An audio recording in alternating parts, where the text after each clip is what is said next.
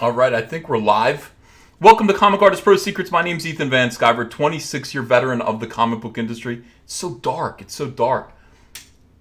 Does that make it better? Or does that make it weirder and worse? Does that make it artificial and strange? 26-year veteran of the comic book industry, world's most charming, elegant, eloquent, and yet humble man. Great big Star Wars fan, trusted member of the media. Here we are. We're making our video today. Yay, we did it. We made our video. How do I sound? I pushed the microphone way up here. You know, I'm not even wearing headphones. I don't think I really need them at this point. I don't think I need headphones. You know, I can just listen to you guys. I don't have other people in here that I need to listen to. I don't have sounds that I need to hear through my headphones. So I'm just going to do it without. It feels weird. It feels kind of freeing. I'm not tied to anything. I'm not tied to anything. Oh, you guys think it's spooky? What if I do this? Is that even spookier? Like this?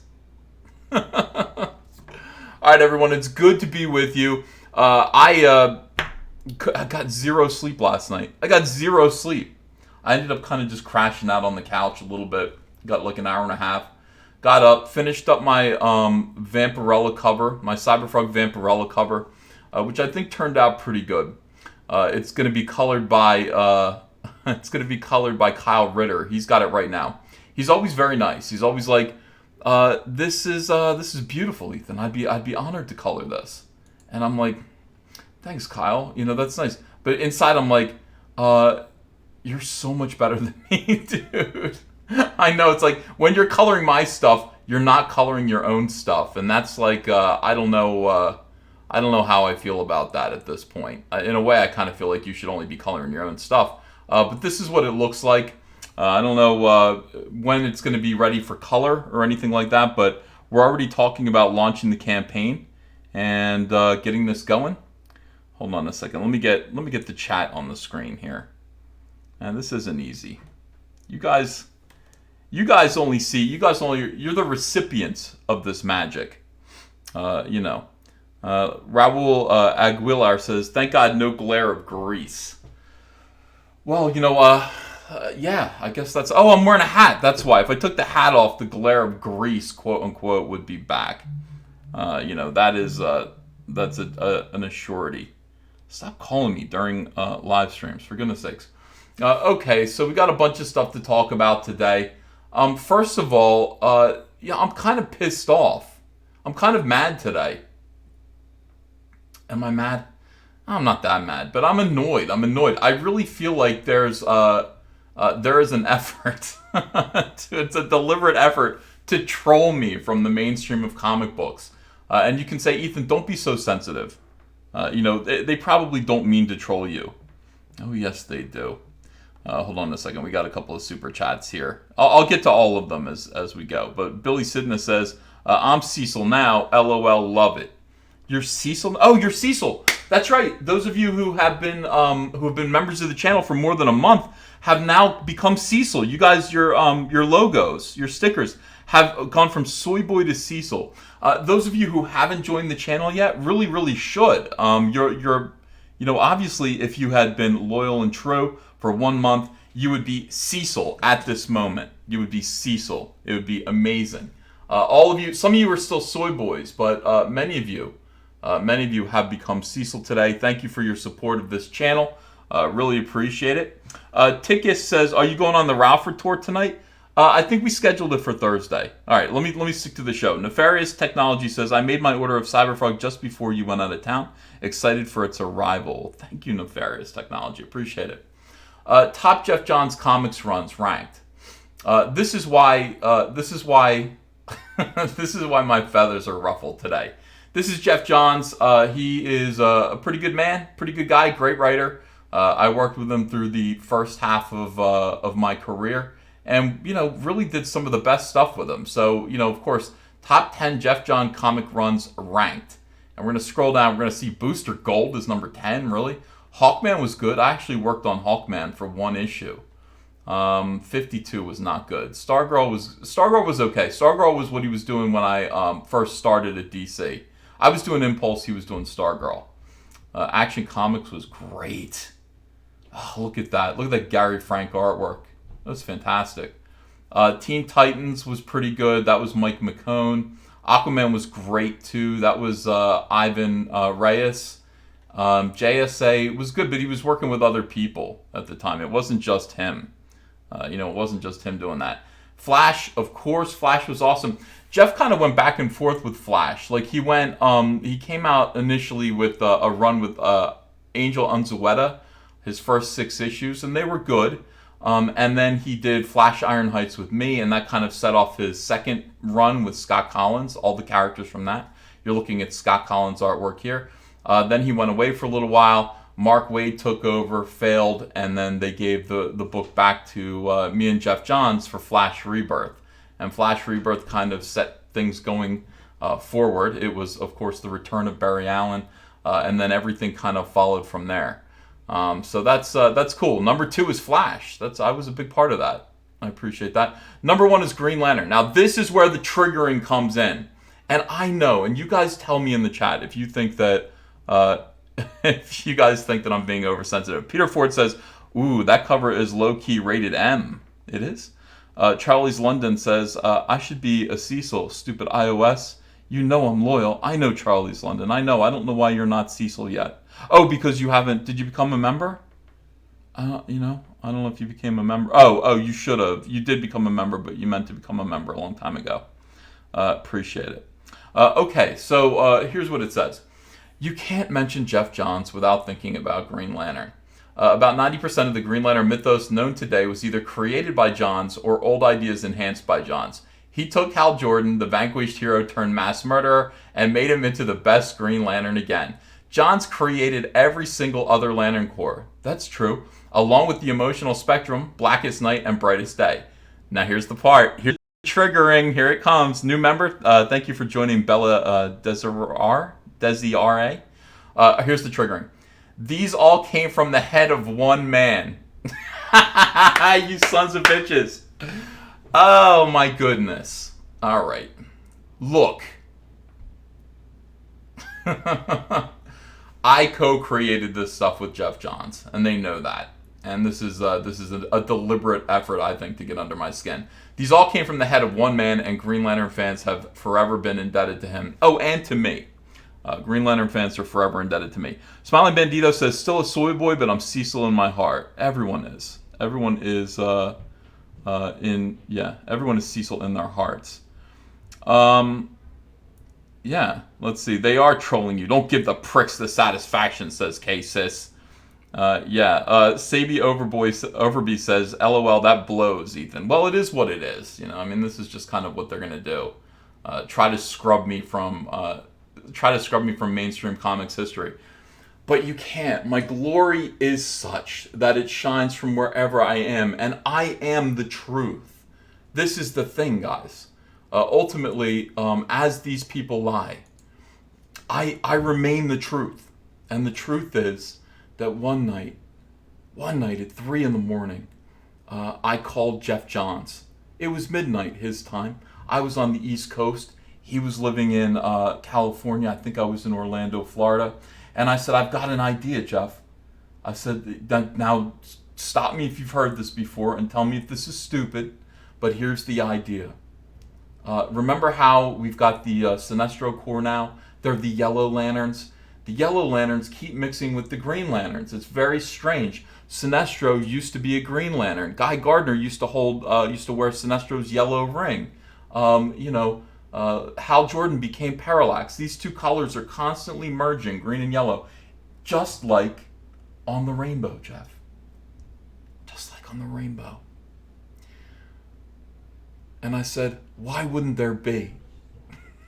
Why wouldn't there be blue lanterns?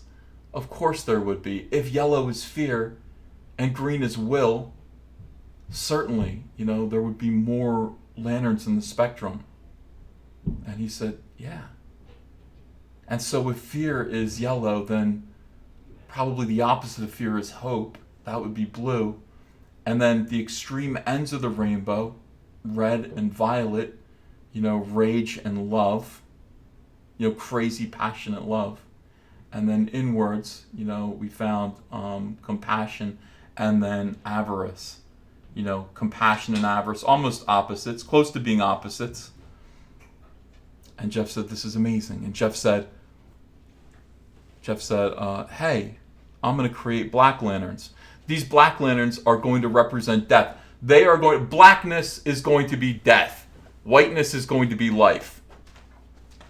Hi, baby. You okay? I have to go to Party City and come back. Okay. All right.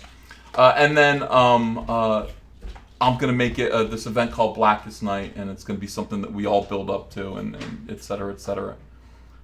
And he said, "All right, Ethan." And he literally said this, Green Lantern number 25. He said, "Here's a double-page spread. Create all this shit."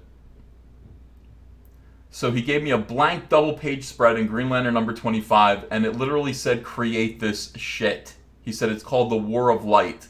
Draw all these costumes, create all these characters." And on that page, I created Atrocitus, Larfleeze, Saint Walker, the Indigo One, all of these characters, many, many, many more, some that didn't even get used, that were harvested and used pretty much all through 2009, all the way through 2015 or so. It was DC Comics bread and butter. Geoff went through and he gave origins to some of them. In some cases, he gave them names. He named Saint Walker. Saint Walker was a character I created in the airport. I was sitting there waiting for a plane to go to a convention, and I was thinking, what does hope look like? What are these aliens that become blue, the avatars of hope? What kinds of creatures get to be Blue Lanterns? And I thought to myself, what is the most hopeful type of animal that you see? What kind of creature instills those kinds of feelings in you? And I thought about dolphins for some reason. I thought about smooth, round shapes, slippery, kind of shiny aliens with innocent looks on their faces, naive eyes. They couldn't possibly look mean. And I thought about dolphins, and I created Saint Walker, and the alien that was to become Saint Walker. And Geoff Johns named him after, I believe, a kid with cancer in Australia. A kid whose last name was Walker, Saint Walker. So that's where that character came from. Atrocitus was entirely my idea. He was an idea I had for Aquaman. And I just thought it was a great name. I thought it just sounded like Green Lantern to me. Larfleeze was just a flea-bitten rat. I was thinking he was like Wile E. Coyote. Geoff took him and named him Larfleeze. He was meant to be sort of the Gollum from Lord of the Rings, essentially, but just kind of flea-bitten rat. And with long extended limbs and everything like that, and so on and so forth. And all of these characters were created very carefully. The ideas for what they all mean, how the Red Lanterns work. Obviously, the Red Lanterns were based on 28 Days Later. I said, Geoff, I saw 28 Days Later, and these rage-infected victims, they spit blood up everywhere. I mean, they have blood coming out of their eyes, out of their noses, out of their mouths. And it looks crazy. I mean, they come at you just like rabid. And I said, that's what these guys should be. When they put on the ring, they get incredible power, but they also get a case of just extreme rabies. And this is the choice that you face when you get, a green or a red ring. Do I even have a red ring in here? No, I have a yellow ring. I got a ring of fear here. So you have a choice. Let's say that you are wronged in some horrible way, and you are powerless to stop, to get revenge, to fix things, to set things right, to get justice. And imagine this is red. A little red ring comes down from the sky and talks to you and says, if you put me on, I will, you're very angry. If you put me on, I will give you the power that you need to get revenge on your enemies. And that's it. And in that moment, let's say you've been so terribly wronged. You might make the biggest mistake of your life, put on the Red Lantern ring and become a Red Lantern. Just indebted to rage at all times, but super powerful. It's DC's version of the Incredible Hulk in a way. I mean, it's, but all of these ideas, all of the ideas that I'm telling you came from me. And I'm not a credit hog in any way, but at the same time, I have to say Johns created every other Lantern Corps. These all came from the head of one man. Is a lie. It's a lie. So, CBR should correct that. I think they should actually correct that. And it would be great if they did. Because you don't have to use language like this. This is dishonest. And Geoff deserves so much credit for all of the amazing things that he's done. Clearly he does. He has done incredible work. But I think even Geoff would be shy about accepting this. Most certainly. New member, Bucky Pirtle. Thank you for joining the channel. And I could talk about this stuff all the time. I mean, all day long. I loved working on Green Lantern. I loved it. But you see, I created this person, this person, this person, and I gave this person a famous makeover, and I think this is Larfleeze, and I created this person here too. So let's see, I didn't create this person, and I didn't create this person, but I gave this person a makeover as well. Star Sapphire. It was a heady time. It was a lot of fun to be working on Green Lantern then. DC Comics had no expectations for Green Lantern. Green Lantern was a book that was largely flailing. It had kind of sunk. People found it kind of boring. They didn't know what to do with it. And thus they left us alone. They left us alone to be creative. They didn't say to us, hey, what about social justice? They didn't say to us, are you being diverse enough? No, diversity happened in and of itself. It happened on its own. I consciously would think to myself, well, we've got to make sure that we have just enough female characters as we do male characters. That's something that happened without pressure, without weirdos, enforcing speech codes or anything like that. It's all stuff that just happened naturally. DC kind of stepped back. They let creative people do what they do best, and thus they made millions and millions and millions of dollars. So that is the case. That's what we're doing right now. We are on our own and kind of doing exactly the same thing without. I mean, there is no oversight. There's no editorial corporate weirdo oversight. When it comes to being independent, when it comes to anything that we're doing with Comicsgate. Do it on your own. I mean, come up with your own ideas. Make them great. Do whatever you want. There's no stopping you. There's no one to tell you, no, that's a dumb idea. There's no one to say that you can't do that. Do it. Do whatever you want. And the best stuff comes from that type of a situation. The best situations, are, I think, spring from freedom. All right, so in any case, here's another thing here. AT&T employees took bribes to plant malware on the company's network. Let me read some of these super chats before I go any further. Hold on, and we'll get to this story. Live streaming, is this it? Do I do it this way? No, I think I have to do it this way. Live events. Click on that. Some of this stuff still stayed the same, thank God. I mean, they changed YouTube completely, and everyone is struggling to cope with it. But some of the stuff remained the same. There's still a nice list of super chats here, and I appreciate that. Unhinged Crank says, Andrea, please tell EVS he's streaming again. She knows. Laser Pants Toy Junk says, damn, the beard is on fleek today. Oh, cool. Matt Horkin says, can we get a piece of George for old time's sake? I have to do that on my phone. The microphone doesn't really reach over there. I have to bring my cell phone over there. Micah D2 says, glad your internet is up again. Missed you, bud. Oh, my goodness. It is total freedom, now that my internet is back up. I feel like I can stream. I feel like I can make videos. It is nice. It's weird. It's like I think the same thing about when I'm sick. When I'm sick, I go, what was it ever like to be healthy? I can't wait until I'm healthy again. And having internet down and having to just sort of absorb LTE, 4G, and then whatever extender I could get, that was a rough time. Nefarious Technology, thank you for making your order of Cyberfrog. I appreciate that. King Achura says chair.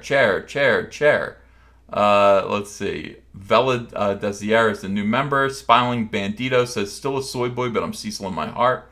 Raging Golden Eagle says, watch, they try to scrub it from your wiki page too.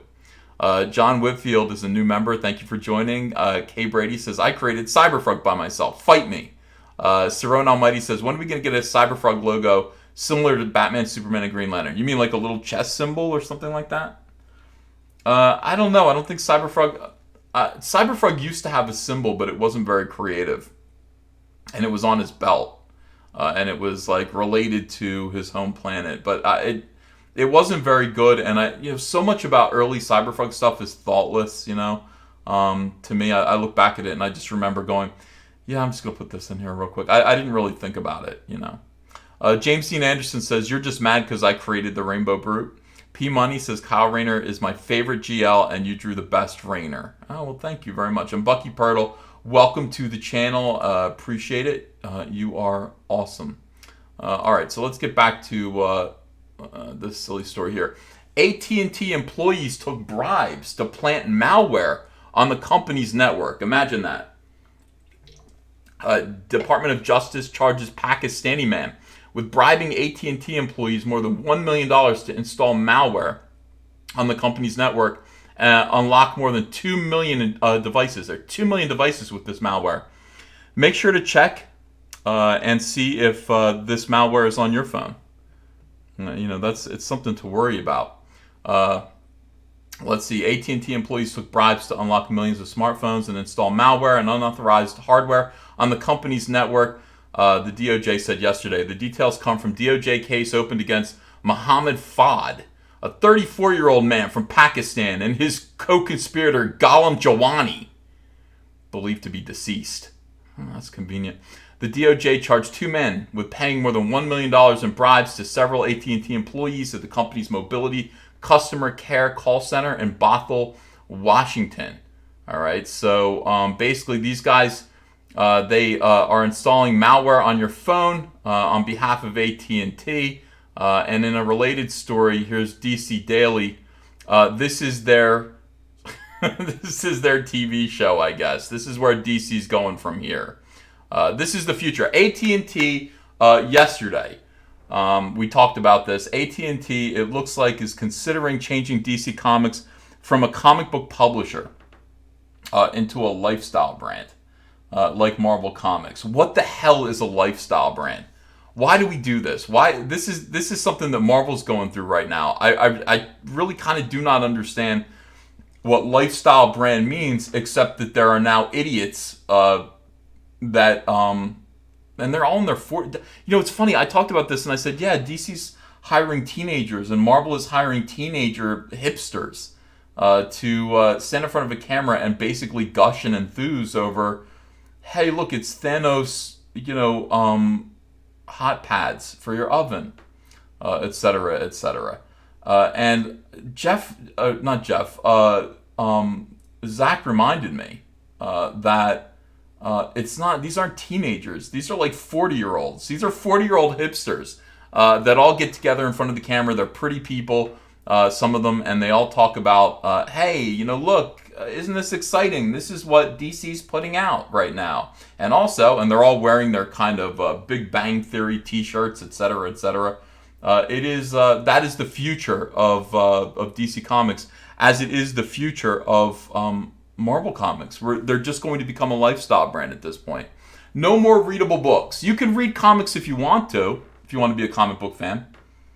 But it's not necessary. You don't have to read these comic books. Indeed, most of these comic books are going to be reprints of past comics that, came out 30 years ago. You're going to read them ironically if you're a comic book fan. Just like you wear the clothing ironically. Just like you walk around with multicolored hair, several piercings, and a backpack, slung over your shoulder, or a little purse that has, a million Wonder Woman comic book covers printed all over it. That's the pattern. That's the design. Everything is going to be about just presenting yourself as a geek. It's not about reading comics. It's not about stories. It's not about art anymore. It's going to be about saying, this is who I am. I'm somebody who likes comic books.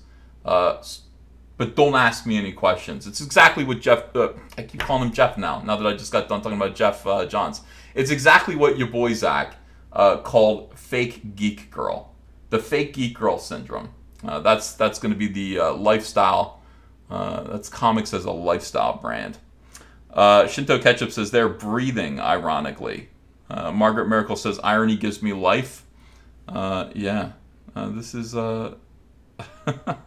Will I be turning Cyberfrog into a lifestyle brand? ASAP. Most certainly. Of course I will. Past Masterdan says like manga. Yeah, but at the same time, manga seems to sell. Like, manga actually does sell, so people are reading it. But yeah, if you're into it, it seems to be more a part of your identity than it is a pastime or a hobby these days. Which I find to be, kind of peculiar. All right, moving on here. I got a lot of stories today. I put together a pretty decent show. A lot of people are sending me articles and saying, Ethan, what do you think of this? And I read them and I go, what do you mean, what do I think of that? Disney turns down Sylvester Stallone's series because it's not female-focused. Oh, Cosmic Book News. Our friend Pat McGroin, doing good work. Thank you, Matt, for doing your good work. Cosmic Book News is quickly and rapidly joining the ranks of Bounding into Comics as one of the best non-soy-based news outlets. It's one of the few that's not chill, and they know it too, man. These people, SJWs complain about Cosmic Book News, they complain about Bounding into Comics. Obviously, they complain about Bleeding Full, but Bleeding Full already seems like parody. They think Bleeding Full is a parody site at this point. Like, they're just making fun of Bleeding Cool. And that's the problem with naming your website Bleeding Fool, I think. Yeah. All right, so here's Sylvester Stallone. He has an idea, and they said no, because we need more women. As if we needed any more evidence about Disney's biased agenda, it is learned their ABC network turned down the opportunity to hear a pitch about an upcoming Dolph Lundgren and Sylvester Stallone action drama series because it is not female-focused. Do you remember when people actually used to go, this is kind of for the ladies, and this is kind of for the men. Men want to watch this. Men want to watch Miami Vice. Women want to watch... what do women want to watch? I don't know. But just make sure the pot roast doesn't burn. This is the thing. Why wouldn't you put this show on the air? Why does everything have to be for both men and women? A Dolph Lundgren, Sylvester Stallone action drama series would be awesome. Everybody would watch this. Every guy would watch this. It would have... Why wouldn't you want 100% of the male audience versus... Oh my God, when you... Oh. All right, look.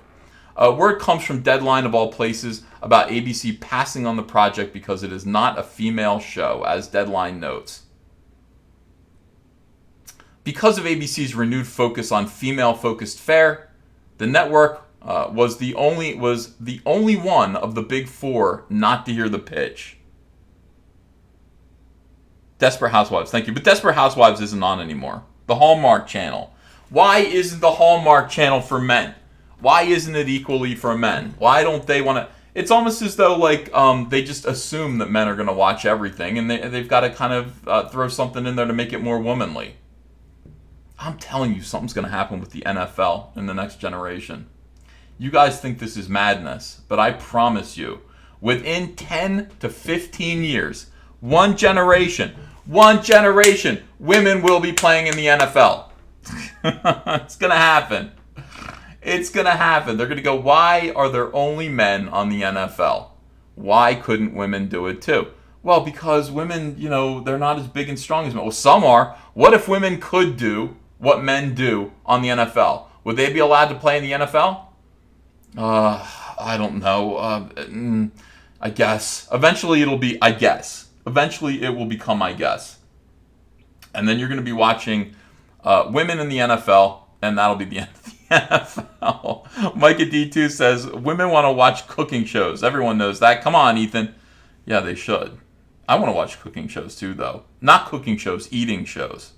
I like those shows where fat guys go to the best, craziest restaurants all over the country. these kind of hole-in-the-wall joints that make better barbecue than anyone else. Hey, these guys know what to do with shrimp, and then they have shrimp the size of your arm. Oh, I love shows like that. I'm like, why don't I have restaurants? Maybe I do have restaurants like that around me, but I don't know about them, and I wish they would let me know. I lived in North Carolina, and they said, they did one of those shows. They said, go to Penguin. Penguin is this great hamburger restaurant in Charlotte, North Carolina. You gotta go there. The burgers are crazy, and like they're 2 feet tall. And I want a 2 foot tall hamburger. I want one of those. So I got Hunter in the car, and we went, and we did, because I saw it on TV. We found Penguin. It was a hole in the wall. It was a tiny little restaurant in a bad part of town, and they did service these gigantic goddamn hamburgers. And I felt like television was finally serving its ultimate purpose, telling me where to get the best food. James Dean Anderson says, female focus. Meanwhile, Hobbs and Shaw is killing. Why does everything... Yeah. Well, the future is female. Okay, that's their attitude. That's their slogan right now. That's NPC programming. The future is female. Beep boop. Kay Brady says, could you have picked a better time to release Rainbow Brute? I'm telling you, Rainbow Brute is an answer to all of this. It is a parody of this. It is all of this. All right, so this isn't something new to Disney and ABC. They're renewing their focus on female-focused fare. We only want 50% of the audience. That's all. We only want half of the audience. We don't want men to watch our shows. We don't want men. We want women to watch our shit. The description for the Dolph Lundgren and Sylvester Stallone series, titled The International, offers that Lundgren will star and that Stallone will executive produce and possibly direct, which will be written by drama veteran Ken Sanzel from Reef Break and Numbers. We see that Disney doesn't appear to like the series. Oh, they don't appear to like that the series stars Lundgren as a covert operative at the Department of Safety and Security at the UN. The UN. He is described as the UN's secret special agent, a one-man SWAT team and hostage negotiator. So even if the series was the best show ever, says Pat McGroin, we see that Disney didn't even bother to learn anything about it, simply because it stars Dolph Lundgren. What did Dolph Lundgren ever do wrong, except for kill Apollo Creed? No, he didn't do that. Did he? Am I confused now? More than likely, if the series was starring a female actor and the character, they would have heard the pitch. Well, change it. Do everything that you're doing now, but put Brie Larson in there. Take the whole thing and just put Brie Larson in there. Yeah, it was Dolph Lundgren, of course. And that'll solve everything. What is this? Ugh. Disney's agenda continues with Marvel, Pixar, Star Wars, and more. ABC isn't alone as being part of Disney's female-focused fare, as the Disney films, Marvel Studio, Pixar, and Star Wars movies are all now female-focused. Of course, while there is nothing wrong with promoting the female side of things, what Disney is doing is wrong because it comes at the expense of my male parts. All of the Disney and Star Wars male characters are buffoons or bad guys. This is true, which is why the franchise failed with The Last Jedi and is currently in dire straits. Toy Story 4 follows a similar theme and is also failing to live up to its predecessor at the box office and with number of tickets sold. Did they have a transgender spork? Or was I hallucinating? Did I see a spork, a trans spork in Toy Story 4 with a little rainbow on its foot? You know. That's weird. A spork is not a toy, it's an eating utensil. It's not a toy. I don't get it. I don't understand anything anymore. Kevin Feige Marvel movies are now on par for the same course, which started with Brie Larson and the Captain Marvel movie hating on male characters. Recently also saw Marvel Studios producer Victoria Alonso also say that the X-Men are outdated simply because it includes men as part of the word. We need to change it to X-People. X-People. It's about time. It's about time. This is the year 2019. Okay, can't be X-Men, just X people. Why be gender specific like that? Let's be gender neutral. Feige and Marvel recently announced that their Phase 4 slate of the MCU flicks, which includes Scarlett Johansson Black Widow movie, Angelina Jolie starring Eternals movie that replaces classic males with characters with females, the first Asian superhero movie with Shang-Chi. Is it the first Asian superhero movie? You mean from the MCU? Certainly, there are lots of Asian superhero movies. Doctor Strange 2, which will also star Elizabeth Olsen. Thor: Love and Thunder, which will feature Natalie Portman as female Thor. Who are these movies for? With Tessa Thompson searching for her queen of New Asgard. Tessa Thompson is the next Brie Larson. Brett Norman says, did you invent Archillo? And if so, was there any inspiration for him, or was he just muscle for Sinestro? No, Archillo was created by Ivan Rice. He created Archillo. It was cool. I was jealous he got to do that. Let's see. Or maybe Geoff came up with the name and he told Ivan. I'm not sure how that worked. But he was supposed to be... No, he was supposed to be the counterpart to Kilowog. You know, Archillo, Kilowog. Kind of. Alright, Loki, with it rumored to feature female versions of the character. So Loki's going to be a girl now. Hawkeye, which looks to pass the baton to a female character. The Falcon and Winter Soldier, which appears to be some sort of politically correct anti-government take on Captain America. And What If animated series is said to feature classic male characters getting replaced with female superheroes as well.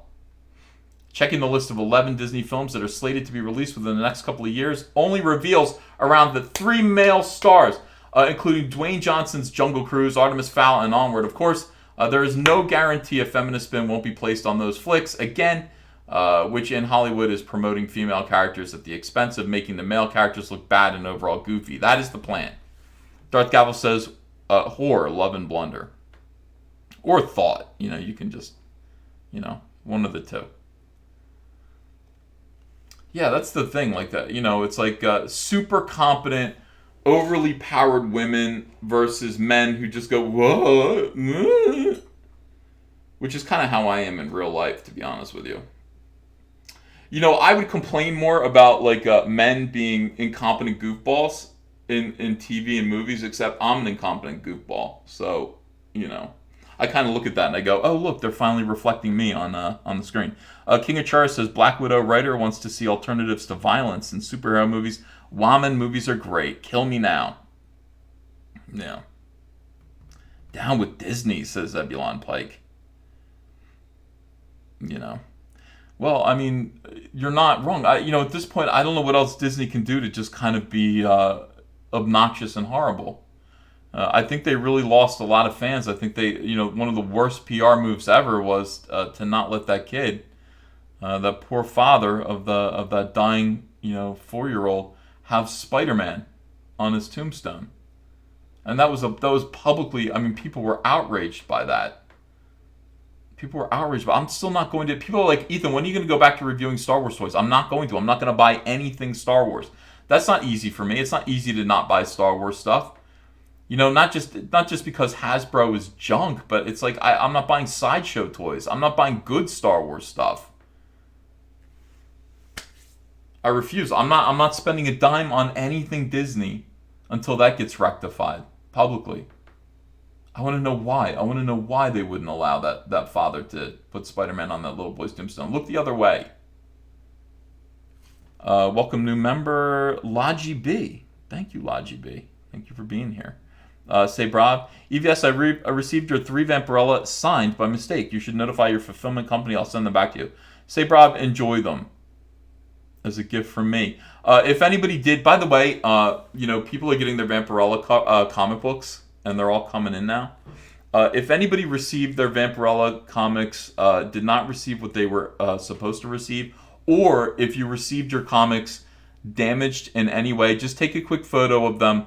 Email me at Ethan, ready? ETHAN 12032 @gmail.com.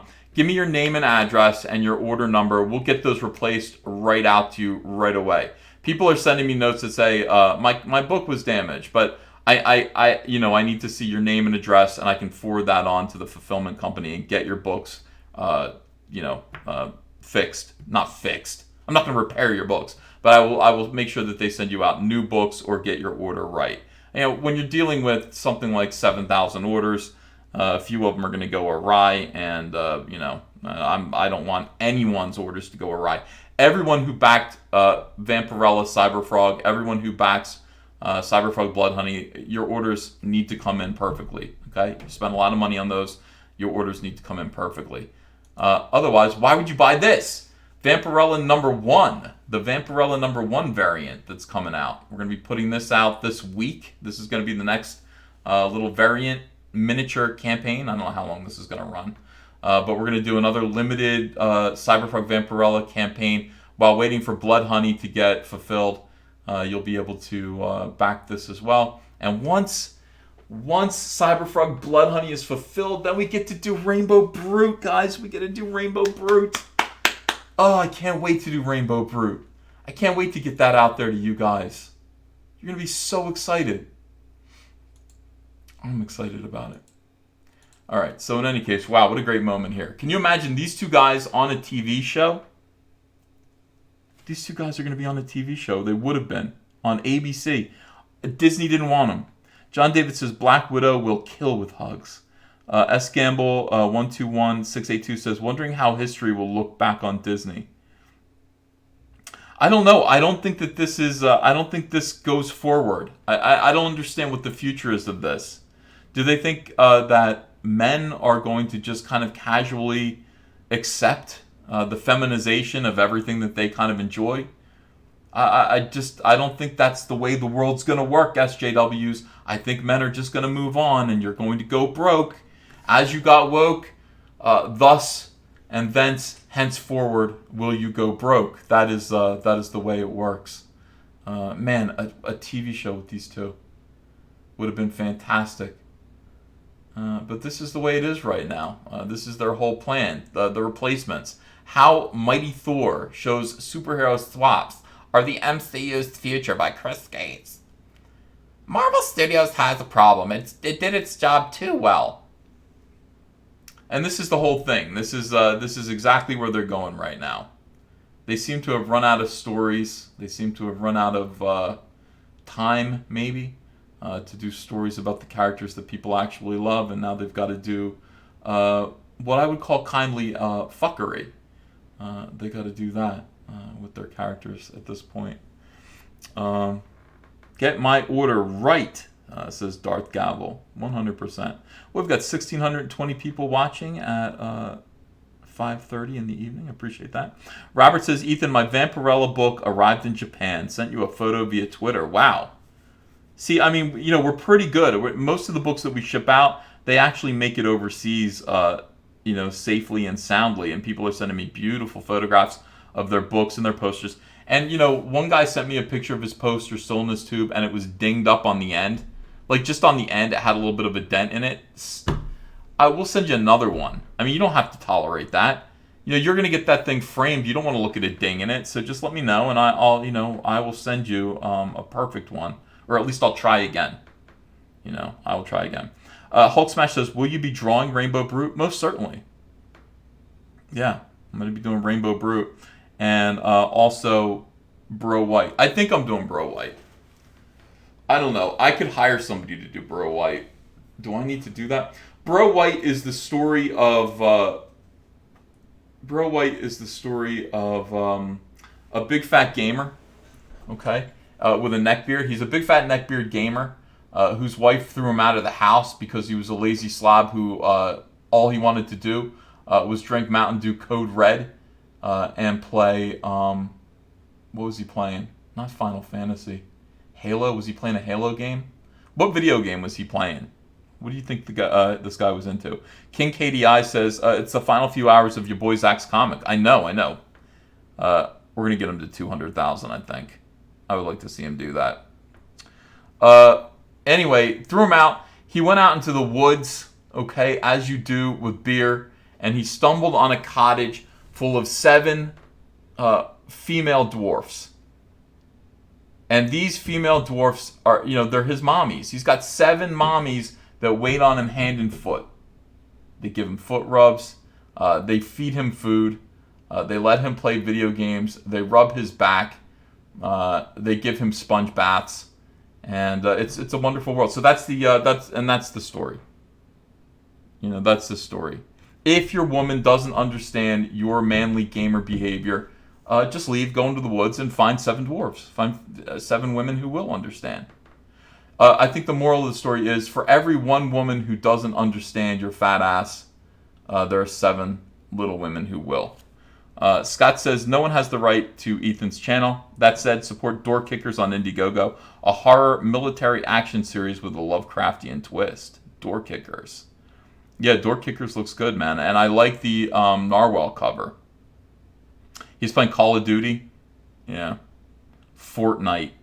Don't little kids play Fortnite? I don't know if that's... Minecraft and Fortnite is for little kids. That's what, that's what Kaylee plays.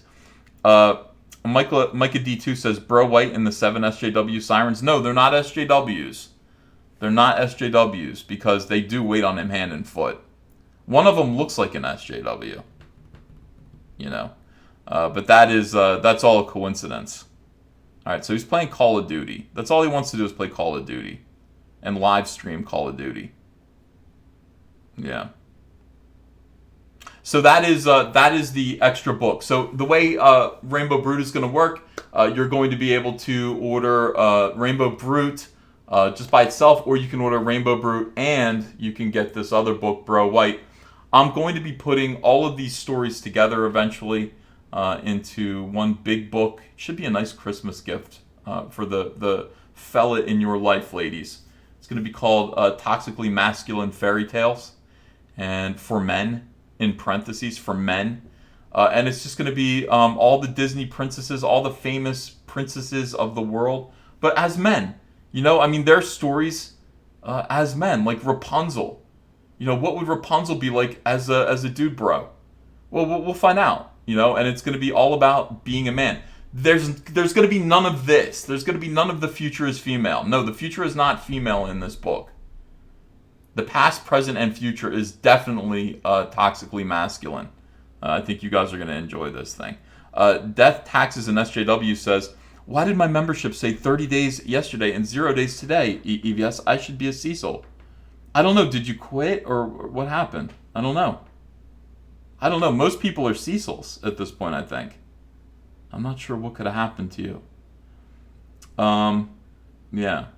The Grand Inquisitor says, have you considered calling him Rainbow or Bow Brute instead of Rainbow Brute? And when and where is the High Council tonight?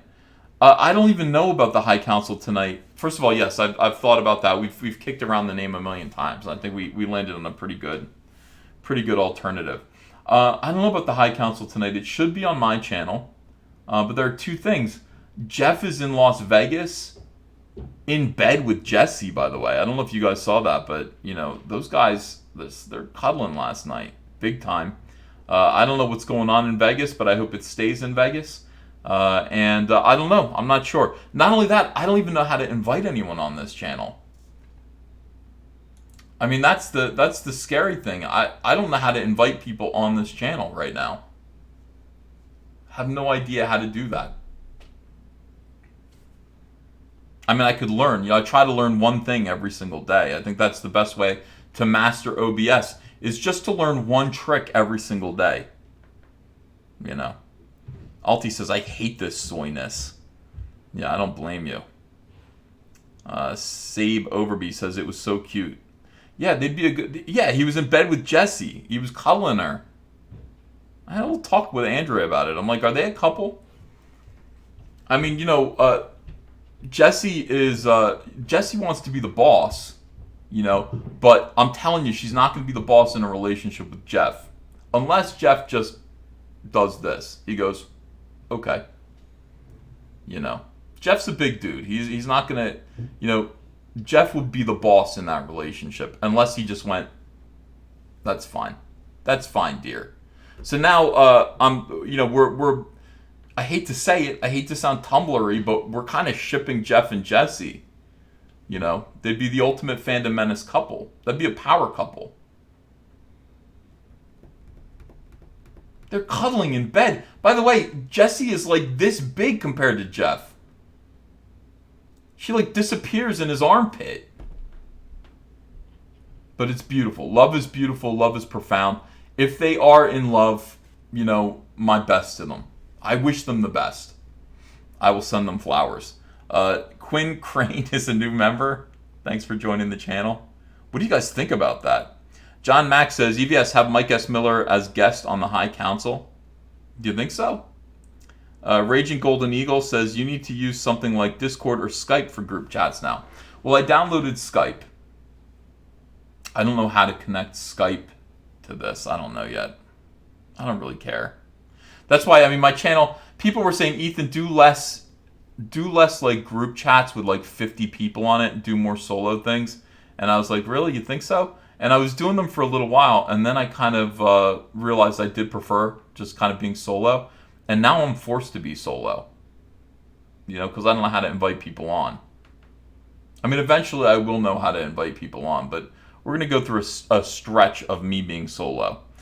Brett Norman says, who had the brilliant idea to have Larfleeze be the only member of the Orange Lantern Corps while using the energy of past members as a weapon? That would be Geoff Johns. That was Geoff's idea. Geoff is a fucking genius. Midnight Images. By the way, most of Larfleeze was Geoff. Geoff named him. You know, Geoff wrote all the oaths, you know, of course. Geoff really made Larfleeze funny. I didn't think Larfleeze was funny when I created Larfleeze, but Geoff made him kind of a comical character and all that stuff, you know. Midnight Images says, use StreamYard for group streams. Can only have 6 on, but more features than Hangouts. Oh, that's good to know. A lot of people are talking, they're saying, no, ew, toxic couple. Toxic couple. A lot of people, let's see, I would fap and fap again, says Man Ray of Hope about Geoff and Jesse. Yeah. Ghost of Henry says, just leave out Jeremy, but he calls Jeremy a name. Jesse is lolly fun size compared to Geoff, lol. Geoff is a big dude, man. Geoff is like the size of, he's Andre the Giant. When you meet him in person, you know, he's a big guy. We had this one situation where we went out to Chinese food and we only had like one car, like a minivan. We had 9 people and one of them was Geoff and the other one was me, and then we had to all squeeze into the back of a minivan together to get back to the hotel. We mostly did it for fun. We could have called a cab or two, but I think we just did it for fun. Unhinged Crank says, I missed his super chat. I'll get it, don't worry. Albert Stoddard says, I legit don't care. Good for them, though. Margaret Miracle says, it's Vegas, baby. You gotta have a good time when you're in Vegas. Midnight Images says, Skype is too difficult, too much involved. Yeah, I don't want this. I don't want to get involved in Skype. You know, I finally figured out and mastered Google Hangouts. Yes, I'm a little bit resentful of this, in a way. I mastered Google Hangouts. I was good at it. And then they took it away from me, and now all I have is OBS. And let me tell you something, my show is going to be 50 times better with OBS. It really is. But, you know. Hold on a second here. All right. Ooh. Oh, shit. Okay, people are sending me stuff. I can't say what it is yet. There's some interesting stuff going on, but it's mostly gossip. People mostly send me gossip. I wanted to show you. Somebody actually did up my channel. I'm gonna hire this guy. In fact, he's already hired to make my channel awesome with OBS. What do you guys think of that? Let me find this video he made for me. He did a proof of concept.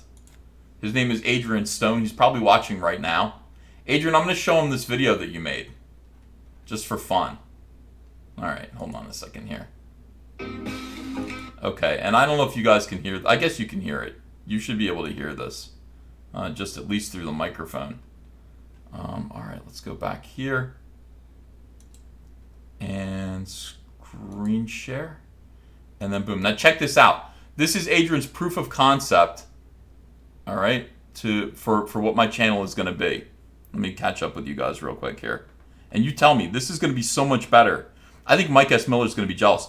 Rowan Mangian says, "Hi, Ethan. Email Gary from Nerdrotic. He just worked out OBS." Oh, cool. Okay. Smile Bandito says, "Hangout still exists, just not on YouTube. You can do a screen display of Hangout session on OBS." Oh, that's interesting. Jackie Meyer says, "Will you say hello to my grandson Joshua?" Hi, Joshua. He's 9 and he loves Green Lantern. Well, hello, Joshua. Thank you for being in the audience. I will watch my language. Midnight Images says, "I'm telling you, StreamYards. We've been using it on Merry Mayhem channel and it's awesome." Really? All right, let me see. Adrian, are you even in the chat right now? There he is. Okay, here we go. This is what Adrian's doing for the channel. This is what it's going to look like soon.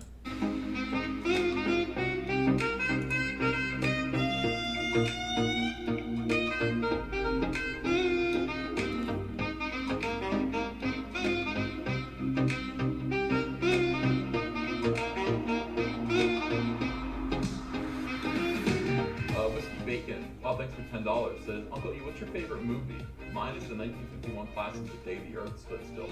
Ooh, I have a copy of that autographed 3 times, I think, by 3 members of that movie. They're all dead now. It's true. Yeah. Oh, I can reduce this down. Oh, look at this.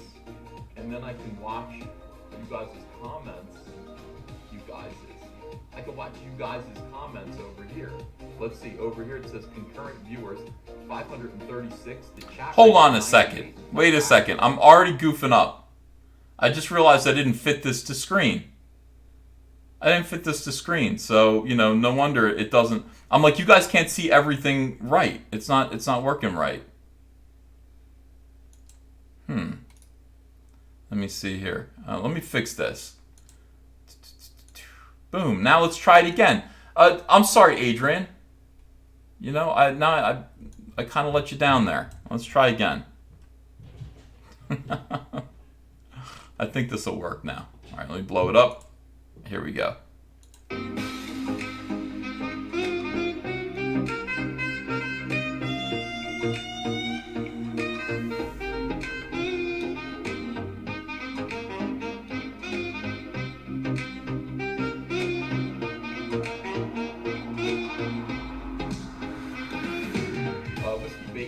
Thanks for $10. Says, "Uncle E, what's your favorite movie?" Mine is the 1951 classic, The Day the Earth Stood Still. Ooh, I have a copy of that autographed 3 times, I think, by 3 members of that movie. They're all dead now. It's true. Yeah. Oh, I can reduce this down. Oh, look at this. And then I can watch you guys' comments. I can watch you guys' comments over here. Let's see, over here it says concurrent viewers, 536. The chat rate is 98. Playbacks are 1444. I don't know what that means. And average watch time is 1 minute and 35 seconds. In other words, people come in and go, "He's not dead," and then they just leave. You know. And it says I've received $13 in chat revenue. This is great. This is terrific. I don't know why I didn't do this before. Tweeter Trash says, "Ooh, this may prove to be better than Hangouts." Well, Hangouts sucked. It was just easy, but it sucked. I was watching everybody else do their thing on OBS, and I was just like, "Wow, that's incredible." People see wrinkles in the chair. Grand Inquisitor says, "Rentimus has forensic Comcast, I believe." I'm never getting my internet back. What do you think of that? Isn't that great? Adrian rules, man. I'm so excited about this. So that's the future of the channel. That's the future of the channel with OBS. We're going to get there. Adrian's working on it. And People Circus says, EVSV living in the year 2020. Yeah, by 2020, the show's going to be perfect. It'll be perfect before that. You know, I mean, I think so. I think, Adrian's ideas are good, and I'm looking forward to it. Oh, see that? Artificial light. Dark again. Darkness. Okay, so that's the thing. I mean, I told Andrea, I was just like, yeah, they took away Google Hangouts, but Google Hangouts was kind of, I don't know, it was just kind of lame anyway. It was always goofy. It never really looked cool or professional. Now we can actually have a very professional looking show, and I can get, Adrian to constantly update it and make it fresh, make it new. Make it like you're watching MSNBC. I'll be like Rachel Maddow here. It'll be like the Rachel Maddow show. Except I'll be screaming at people like Rachel Maddow. Should be good. All right. Diversity Comics says, I don't think you're going to handle pressing all the buttons you need to make that happen. Wrong. Look at this. You guys, you don't think I'm on the ball. I've got a stream deck already. This is going to be easy. I've got a nice stream deck. It's got 32 buttons on it. It's going to be easy. I'll just press a button and I'll know exactly what's going to happen. We'll have, of course we'll have, the music will be in there. It's going to be great. Mr. V says, no. He wants the primitive stuff. Be better than Rachel Maddow. No, I will be. The show will be as presentable as Rachel Maddow, but I will be making fun of Rachel Maddow. Well, not Rachel Maddow within the... If Rachel Maddow was in comics, I would be making fun of the Rachel Maddow of comics. Does that make sense? Finally, at last. Metalhead says, oh my god, a boomer with a stream deck. Listen, you guys... let's see, you already look like a fat Maddow.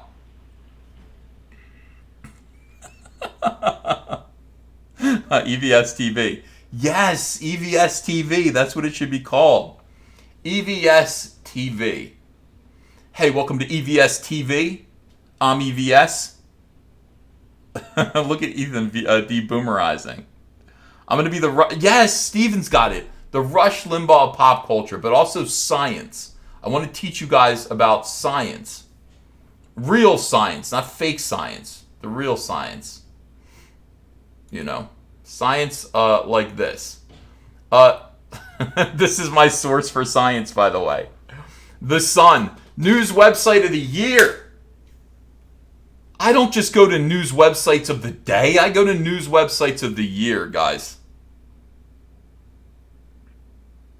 Empyrean Vote says you have better hair than Maddow. Also sexier in a weird way. Thank you. I agree. Is my chair getting a channel? No. No channel for my chair. I'm coming out. I want the world to know. Can't let it show. I'm Tutankhamun out. His cursed golden sarcophagus. Pictured outside of the tomb for the first time ever as experts race to save the cracking coffin. This is such a wasted time. It is such a waste of time. Ethan's chair says, I'm now in the chat, Ethan. EVC and EVS together. Thank you, Ethan Van Sciver's chair. King KDI says, EVS TV, just don't leave and sell the rights without caveats. I won't. I'm here to entertain you guys. Eric Lavoie says, you can use Google Hangouts for the call-in. Just display the window in OBS. That's too technical for me right now. I don't even understand what you said. What you said just sounded like this to me. It sounded like that. Yeah, Johnny Midnight says, fat, you make Dom DeLuise look anorexic. That's Cecil that you're talking about. Talking to Andrea the other day, and she said, Andrea always told me, she said she doesn't want to be buried. She wants to be cremated. So that's my responsibility. When you marry someone, one of the first things that you need to discuss with them is what you want to do, what they want you to do, I should say, with their mortal remains. It's my job. It's my job to work that out. Okay, to know and then to carry out her final wishes, assuming that, she dies before me, which of course is not going to happen. I mean, look at me. I'm on my way out. I got one foot in the grave right now. I'm going to go in the backyard, dig a hole, just lay in it and wait, at this point.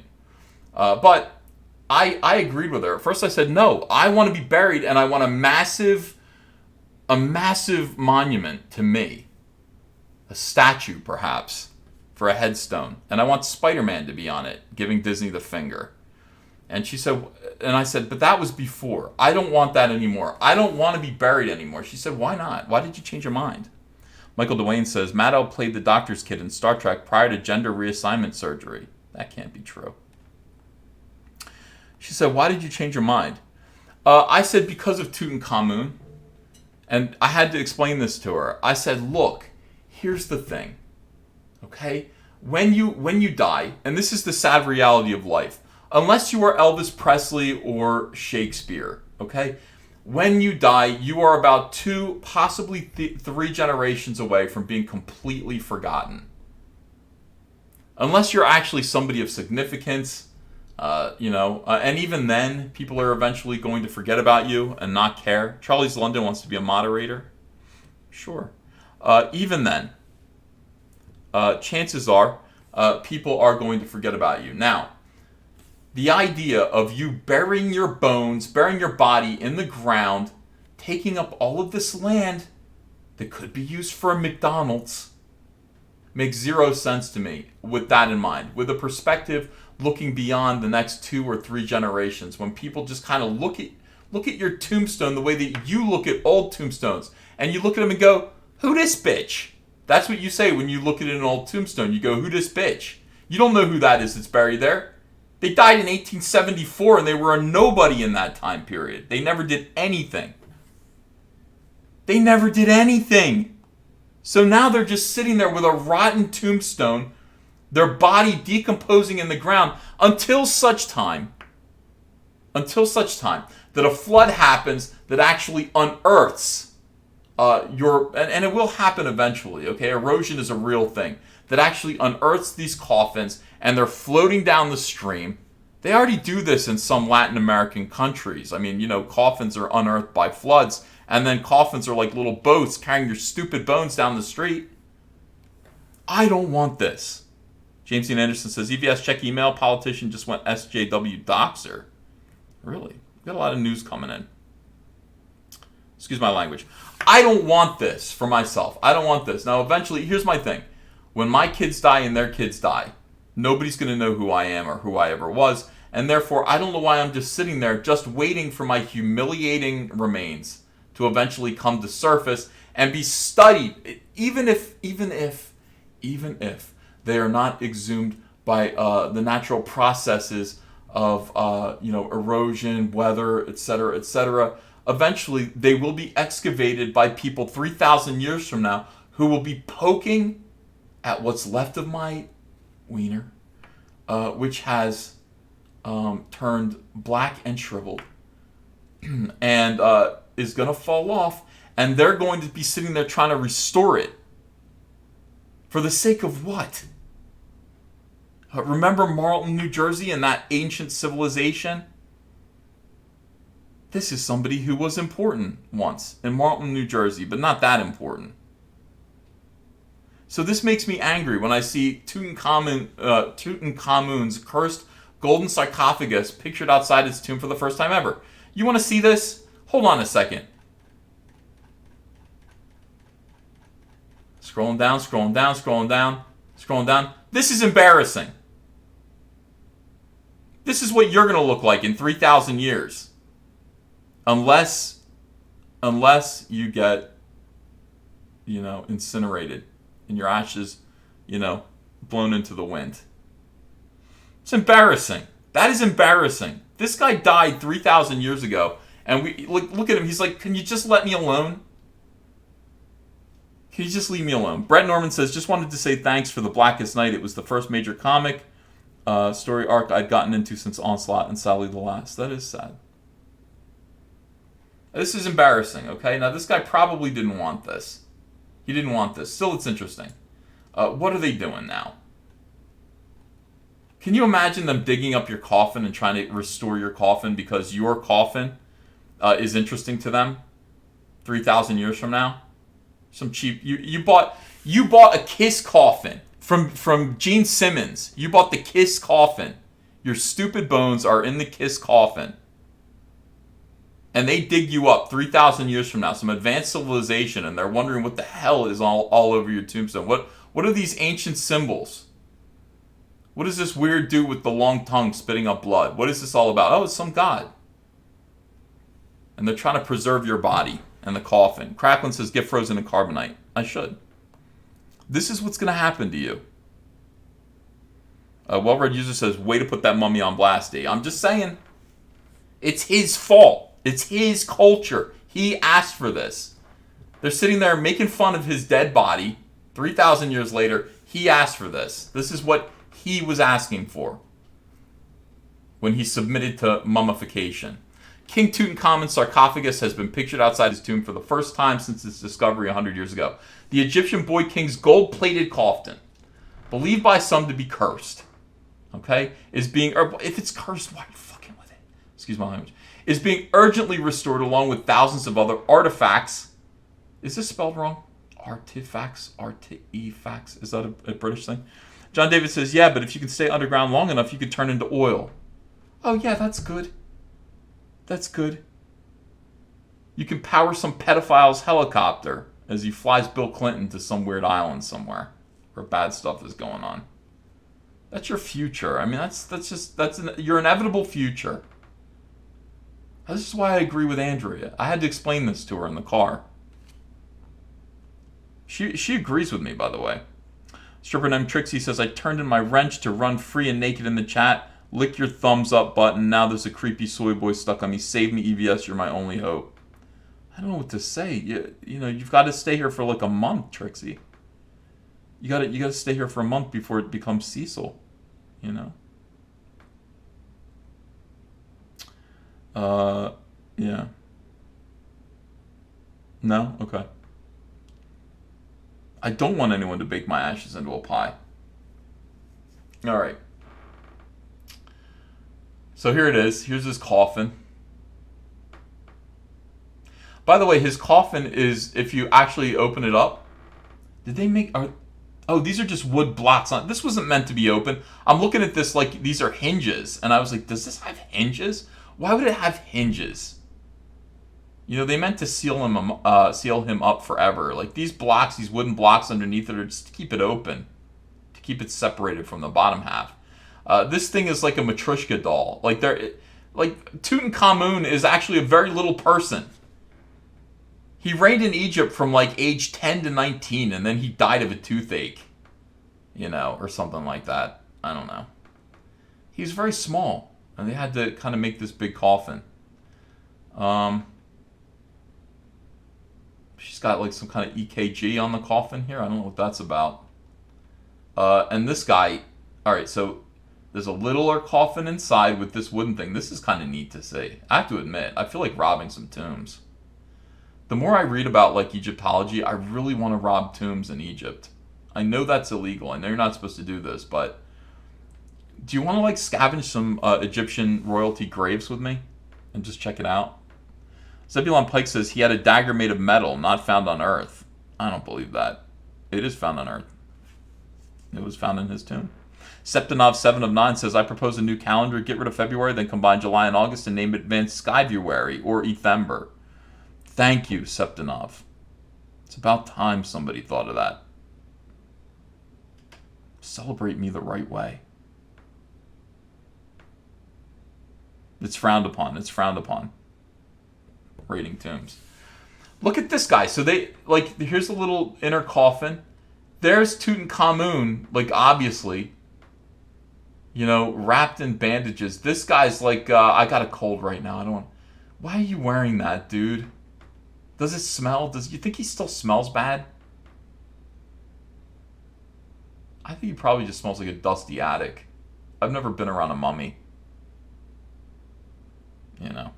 But anyway, I see this stuff and it really does make me want to dig in the desert and find Egyptian tombs and then raid them. You know? Why wouldn't you do that? If you could get away with it, why wouldn't you do that? Tutankhamun was buried inside several coffins contained within the giant sarcophagus. There he is. Look how embarrassing this is. This is embarrassing. I don't ever want to be this. You know? With some dude just looking at my dong. I don't want to ever be this. Probably feels bad and smells bad. Ryan Miller Art says his breath can damage the dried tissues. That's probably true.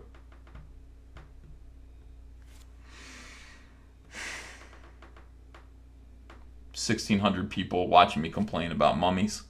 GrimJim666 says, I'll pop over to Egypt and go raiding with you. Last one to get cursed is a sissy. F and A. You know. F and A.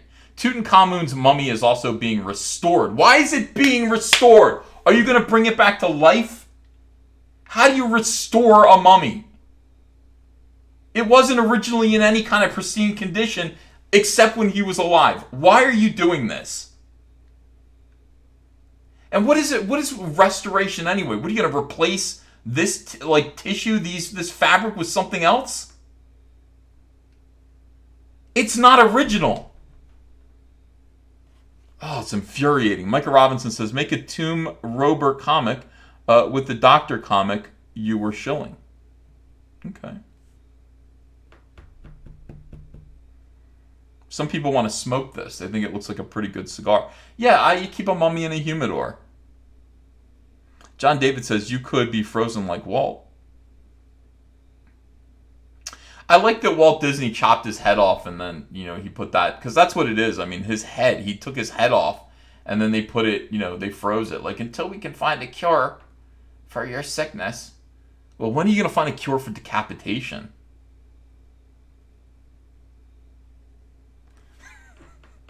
Fossen Kasai points out that Ethan's science teaching amounts to screaming at scientists. Thank you. That's true. Reverend Andy says, buried with a donkey, he's my favorite honky. Yeah.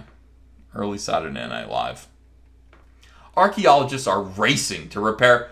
Does he look like he's racing? Go faster. To repair the damaged sarcophagus, which is now weak and cracking apart.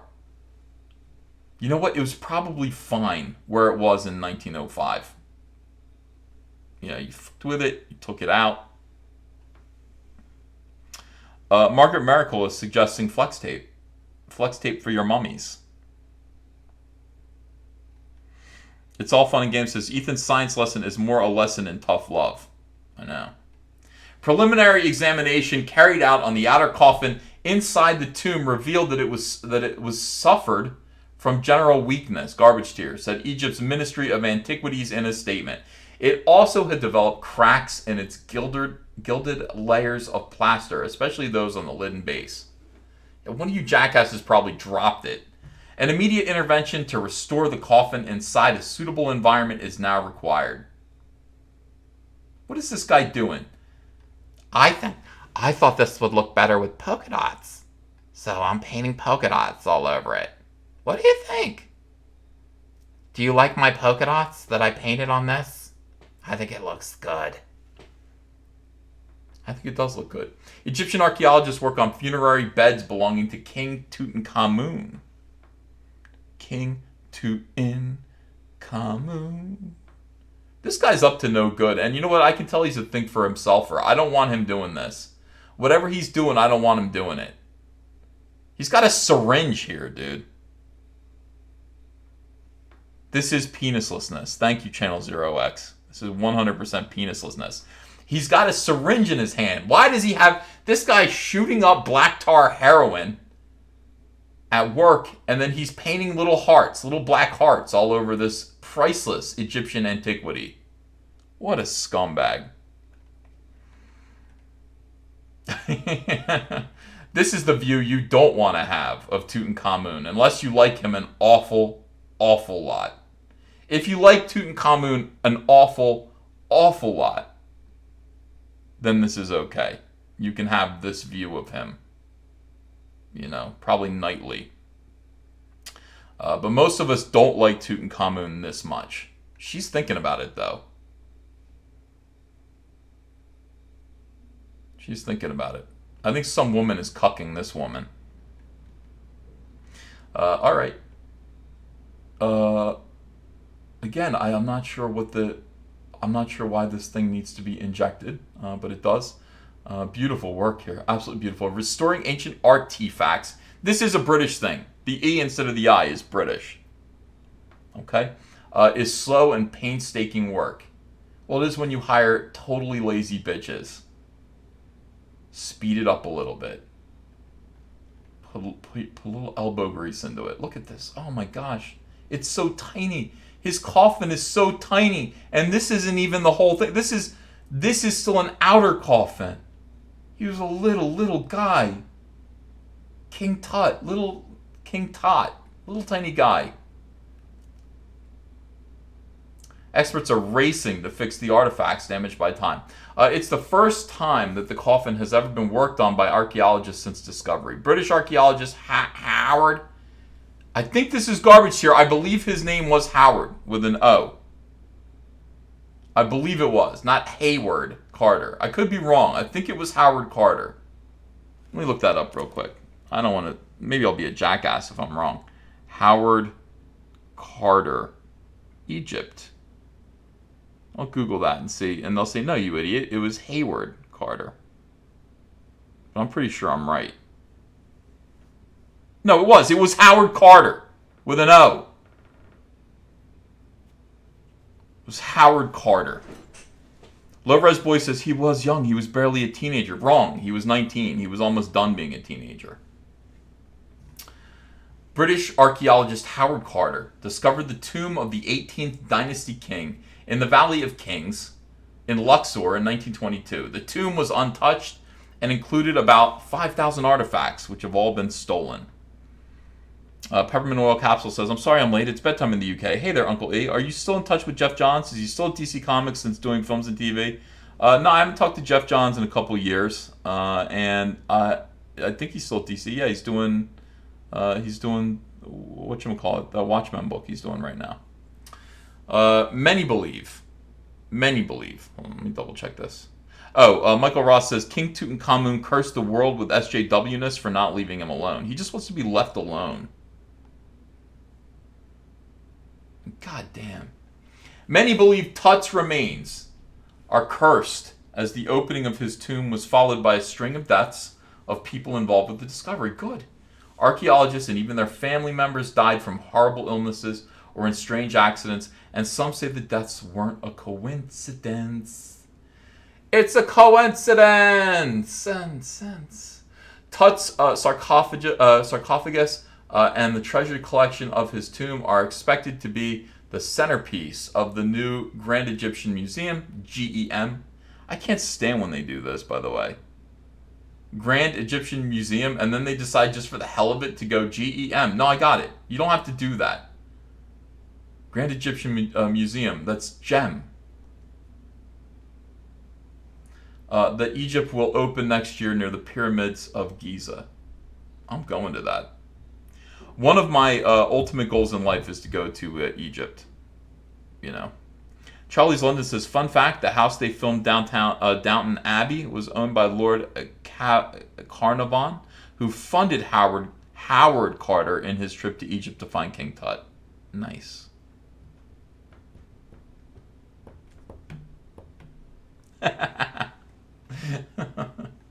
Alright, the sarcophagus of a boy pharaoh, King Tutankhamun, on display in his tomb at the Valley of Kings in January. That's crazy. I do want to see that. This is the craziest picture. This is the craziest picture here. This is Howard Carter. This is not Adolf Hitler. This is Howard Carter. And he has just discovered the sarcophagus. And look what he's doing. It's covered in oil. When he found it, it was covered in oil. He's trying to clean it off. He's a great man.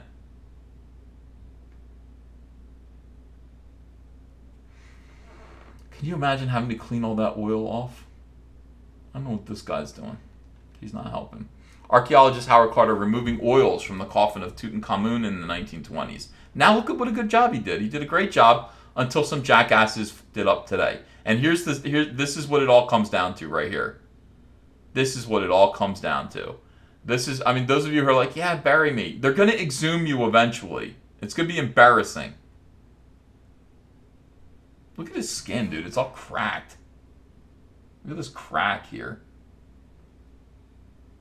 Like, it's like you could just pop that off. This piece of skin right here, you could just pop it off. All of it. You could just take this piece of his upper lip and just pop it off. Look at his chin. Crazy. Yeah. Tut was age 10 when he took the throne, and he died at 19 under mysterious circumstances. It was mysterious. Let's teach you a little bit about Tutankhamun. You guys, give him some eyeballs, for God's sake, says Adrian Stone. Yeah, they don't want to give him eyeballs. They should give him, like, googly eyeballs, like Cookie Monster. He's got big teeth. He does. They should put googly eyeballs in there, just to, bring it to life a little bit. Here's everything you need to know. King Tutankhamun is the most famous of Egypt's ancient pharaohs. Deplorabology says mummy looks like something straight out of Hellboy. Yeah. He does look crispy, Grim Gem 666. If this were edible, he would look tasty. Like, if this were presented to you as food, you would eat it. You'd be like, But you should not eat it. This is human. This is desiccated human flesh that is over 3,000 years old. So don't. But it does look good. Like, if this were chocolate, if this were some kind of, like, chocolate cake, like, there's a crispy surface underneath is this chocolate cake substance here. Pour a little vanilla ice cream all over it. Now I'm getting hungry. If this were chocolate cake, this were icing, that were chocolate cake, and it were served to you with vanilla ice cream, and it was warm, you guys see it as chewy? A little dry? I don't know. It's probably disrespectful. Sometimes I don't know when I'm being disrespectful. Sometimes I need to be right. Like, Ethan, that's disrespectful. Like, that's mostly Andrea's job. Alright, so he was the most famous of Egypt's ancient pharaohs. He ruled Egypt more than 3,000 years ago, from 1332 to 1323 before Christ. Tut is known as the Boy King, as he was just 10 years old when he took the throne. Throne! Spelled like throne! Like you just threw it! The sun is garbage. I cannot believe what is going on in England right now. I can't believe how the UK is fallen. You guys used to be so great over there. You guys used to be so admirable, so smart. Oh my God, the Queen's English has become this. He's 10 years old when he took the throne. What are you doing? What are you guys doing over there? Ever since the Spice Girls, you guys have been fucking up. Ever since the Spice Girls. When he became the king, he married his half-sister, Ankhesenapatin. I think I pronounced it right. Ankhesenapatin. Ankhesenapatin. They had 2 daughters, but both were stillborn. That's because you married your sister. You married your sister. What did you think was going to happen? When you marry your sister. Oh no, we have 2 daughters. They're both stillborn. What do you think is going to happen? Stop marrying your sister. God, Egypt was weird. Tut died aged just 19 under mysterious circumstances. Yeah, his mother probably whacked him out. What are you doing marrying your sister and impregnating her twice, you twit? Some believe that King Tut was assassinated, but most believe that his death was an accident. Whoops, I died. The pharaoh is also famous for the supposed curse that haunts his tomb.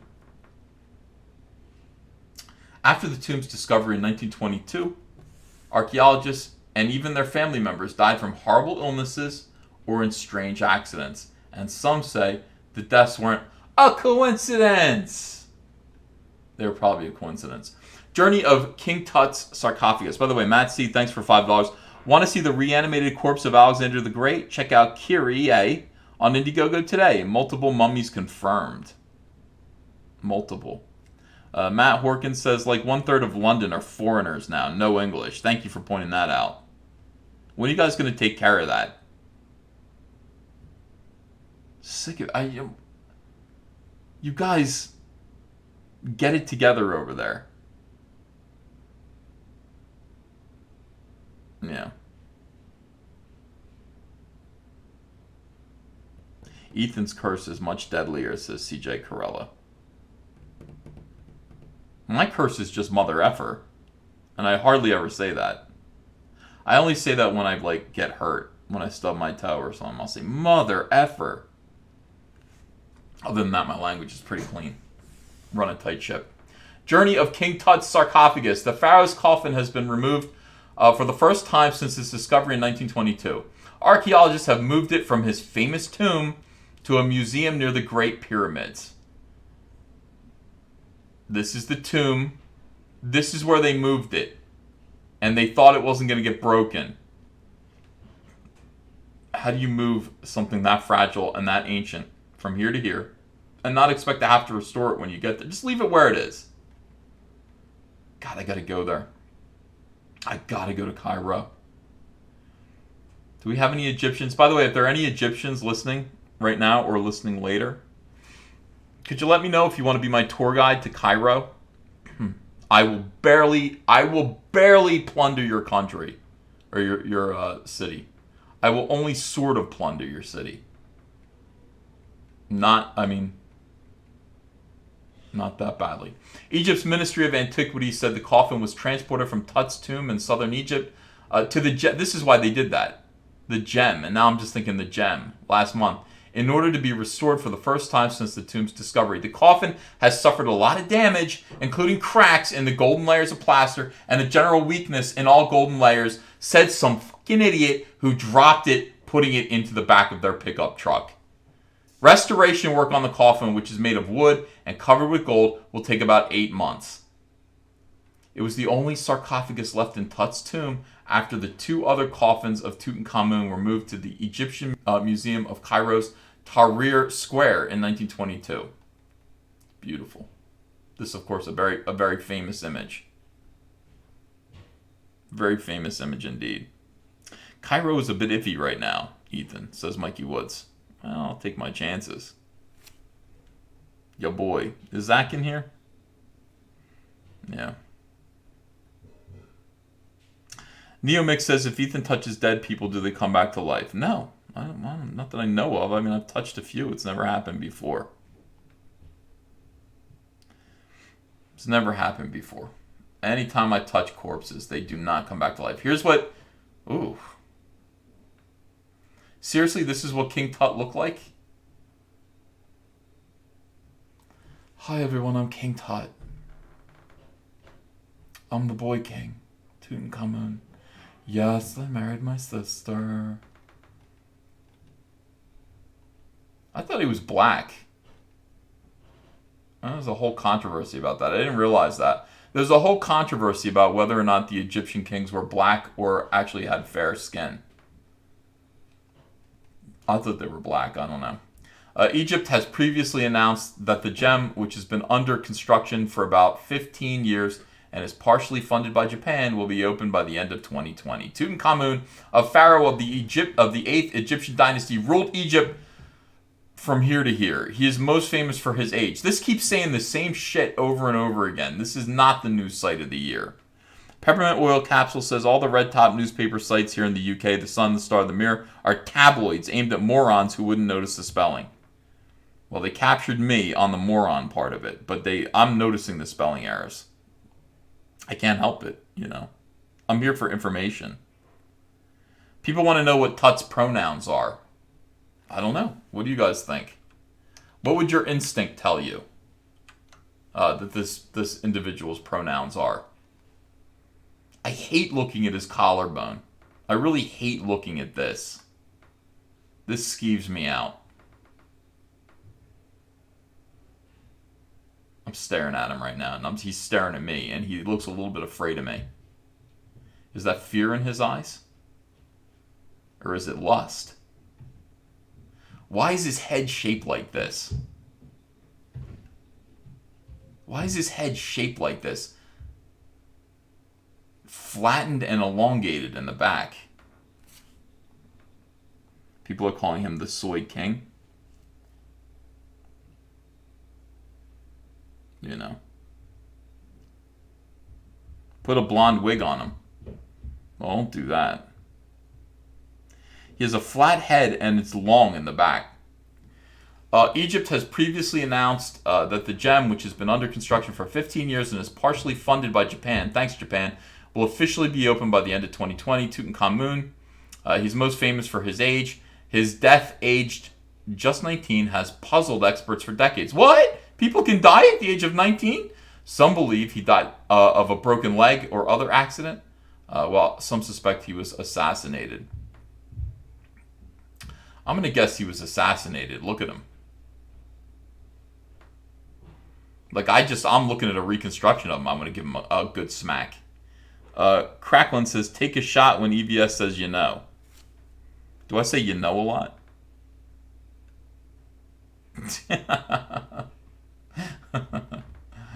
Well, you know. Have a drink. Alright, so who died? Who are the people that died after King Tutankhamun's tomb was opened? Too many people. We miss them all. All invaluable members of society. Tutankhamun's tomb was open on November 29th. That's, very close to my anniversary. 1922. These are the deaths that followed. Lord Carnarvon died April 5th, financial backer of the excavation. He died from an infected mosquito bite. What a fucking soy boy. It's a mosquito bite. You died from an infected mosquito bite. This pussy died from a broken leg. Maybe that's the curse of King Tut's tomb. Everybody's a pussy. George J. Gould, a tomb visitor who died from a fever. He died from a fever. Take an aspirin. Prince Ali Kamal Fahmy Bey died July 10th, 1923. An Egyptian prince who was shot and killed by his wife. Well, that's not, what are you going to do? That makes sense to me. Colonel, the Honorary Aubrey Sitterson Herbert, died September 26, 1923. The half-brother of Lord Carnarvon, he died from blood poisoning related to dental work. Had a tooth pulled, died. Terrible. Archibald Douglas Reed, the radiologist who x-rayed Tut's tomb, died from a mysterious illness. Probably cancer. Sir Lee Stack died November 19th. He was assassinated driving through Cairo. Some of these are, there are a lot of coincidences here. There are a lot of coincidences. A.C. Mace, a member of Howard Carter's excavation team, died from arsenic poisoning. That's murder. Mervyn Herbert, half-brother of Lord Carnarvon, died of malarial pneumonia. Howard Carter's personal secretary died from a suspected smothering in a Mayfair club. Smothered. That's a bad way to go. Smother somebody with their pillow. Alright. Richard Luttrell Pilkington, Carl Pilkington Bethel, father of Richard Bethel. He supposedly threw himself off his 7th floor apartment. Either he did or he didn't. Supposedly. Was he in a mess on the ground? Howard Carter died. He opened Tut's tomb. He died age 64 from Hodgkin's disease. That's about right. That's not a curse. That's how he died.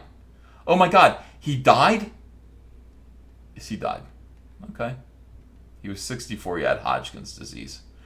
This computer illustration shows the layout of King Tut's tomb. So this is what we're going to do. We're going to creep in down the stairs here.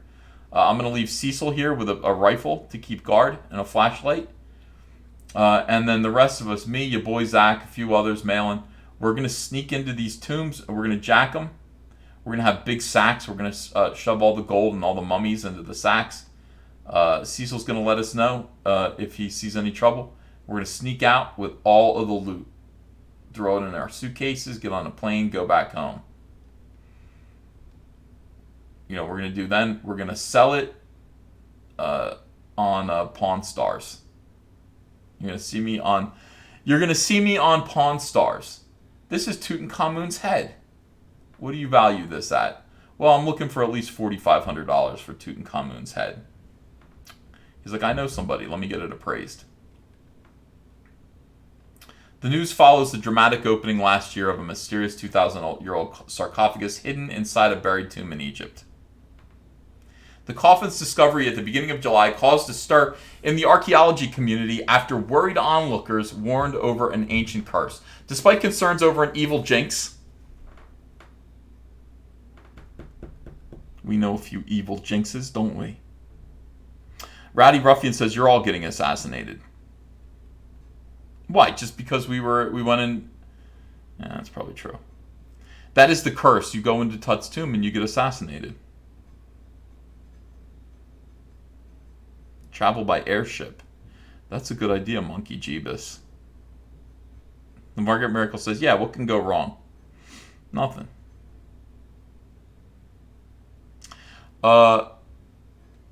Archaeologists broke open the sinister stone coffin and live streamed the operation for the world to see. I wish I could have done that. I'm a good live streamer. I would have live streamed opening coffins. I can still open... I just can't open Tutankhamun's coffin. I could still live stream opening coffins. They just won't be like famous Egyptian royalty. It'll just be, you know, somebody I dug up at random. I shouldn't do that. I'd get in trouble. If I did that, I would delete it right away. Like, you guys would go, hey, what happened to that live stream where it said Ethan digs up corpses in the cemetery? How come you deleted that? I'll be like, sorry, I deleted it because of my algorithm. I would delete it right away. You know, you guys would be pissed. You guys hate it when I delete these stupid live streams. Hey, in other archaeology news, a 4,000-year-old tomb unearthed on a Welsh island may contain the remains of ancient sorcerers. Ancient Chinese people gave their babies cone heads by molding their skulls to show off how rich they were. And from headless Vikings to screaming mummies, here are some of the most gruesome ancient corpses ever found. Oh, that's good. Let's click on that. Oh, that is gruesome. The headless Vikings were discovered in Weymouth. Below is a section of the most gruesome ancient corpse discoveries, including headless Vikings, screaming mummies, and the famously disturbing bog body. Yeah. By the way, yeah, it is true. Everyone watching the Tutankhamun live stream just died, says Photo Guy. Yeah. Coneheads. All right, these gruesome headless... I hope you guys... By the way, welcome to Comic Artist Pro Secrets. I'm a 26-year veteran of the comic book industry, world's most charming, elegant, eloquent, and yet humble man. Great big Star Wars fan, trusted member of the media, bringing you pictures of ancient corpses for your Monday evening. These gruesome headless Vikings were found in the sunny seaside sound of Weymouth in the UK. Archaeologists discovered the mass grave unintentionally in 2009 and soon realized that all the skulls had been separated from their bodies. It is thought that 50 or so skeletons date back to between 970 and 1025 AD and were once invaders who were captured and executed by locals. Screaming mummies. Oh, my balls. That is sad. This mummy was thought to be the Egyptian prince Pentower. Has a terrifying screaming expression. The first Egyptologist... Oh, it's Tuesday. It's Tuesday. It's not Monday. My bad. It is Tuesday. I thought it was Monday. I guess that's right. It's High Council. New member. Somebody actually joined the channel after this garbage. Welcome. I'm Justin Y, and I post pointless trash. Thank you for joining my channel. Appreciate you. Yeah. My balls. That's what this mummy should be called. My balls. All right. Due to the natural process of decay, a lot of mummies look like they're screaming in their coffins. Pentower, the ancient Egyptian prince, is a famous example of a terrifying mummy that still looks like they're in pain.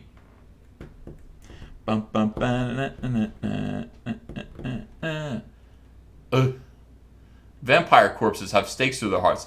This is fascinating. This is where the whole stake through a vampire's heart comes from. You see this right here? You see this? That's a stake that was pounded through his heart.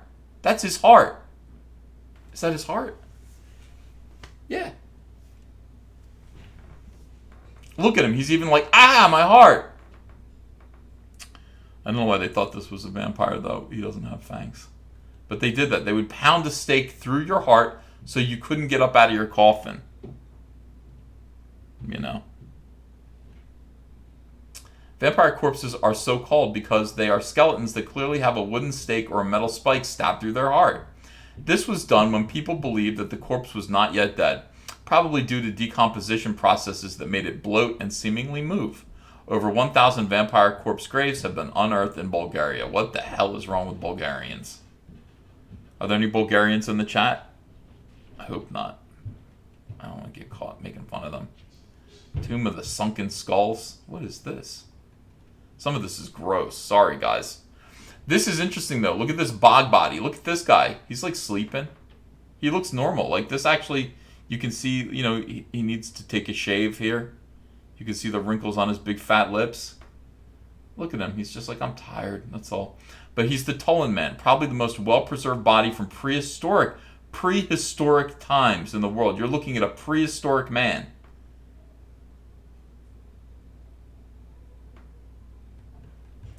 In 1950, experts found a bog body with a face so fresh they could only suppose they had stumbled on a recent murder.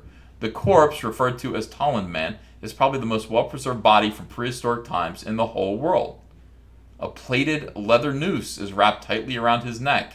It was found with the body, and this was probably what killed him 2,300 years ago. Probably. Like, could have been something else. It could have been a toothache or a mosquito bite. But maybe the noose around his neck is what killed the Talon Man. You know. There's a chance. This is embarrassing. Like, you don't want to be found like this. That's embarrassing. He was found in the same bog as another body called Ellen Woman in Denmark. It's likely he was sacrificed as an offering to the gods. Like, he has a handle on him. That's what this is. It's like a handle around his neck and then around his waist. I don't know how they do this. Ugh. Oh, it's awful. Alright.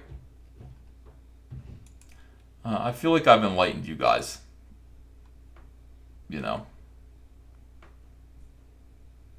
I feel like I've let you guys know a lot of stuff today. You know.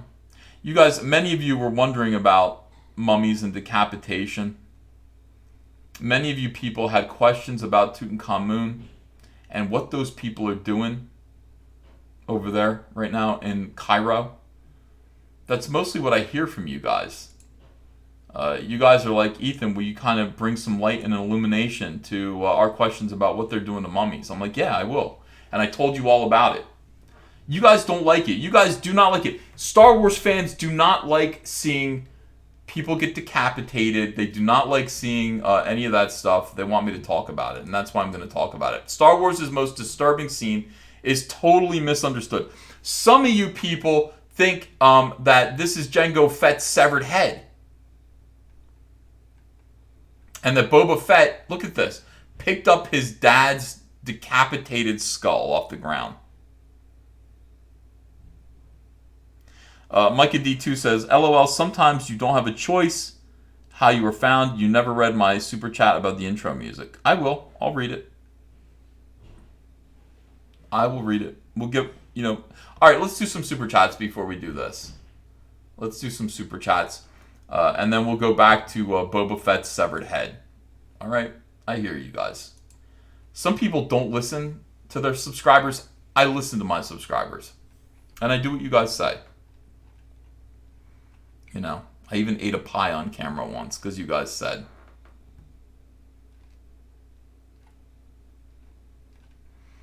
All right, Bucky Pirtle joined. Bandana McArnold, thank you for joining the channel, guys. If you haven't joined the channel yet and you like this content, you know, thank you for liking this content. You can subscribe and support this channel. We can scream together. We can scream about what women are doing to Rambo. And to, you know, stuff that's good, how they're making it stuff that's not good anymore. But every time I do that, the videos get demonetized. If you want to support this channel and you want to make this content more widely available, join. Hit that join button right next to the subscribe button. Your name will turn green. You're going to get a little soy boy sticker right next to your name. People are going to see you and they're going to treat you differently. They're going to treat you with respect and awe. They're going to treat you with honor. They're going to suddenly realize that you are a sophisticated community highlight. You are an important person, a VIP, VIP, and it's all because you give $4.99 a month to this channel. I'll thank you for that. I want to thank you. Those of you who are becoming members of this channel, I want to thank you. Really appreciate it.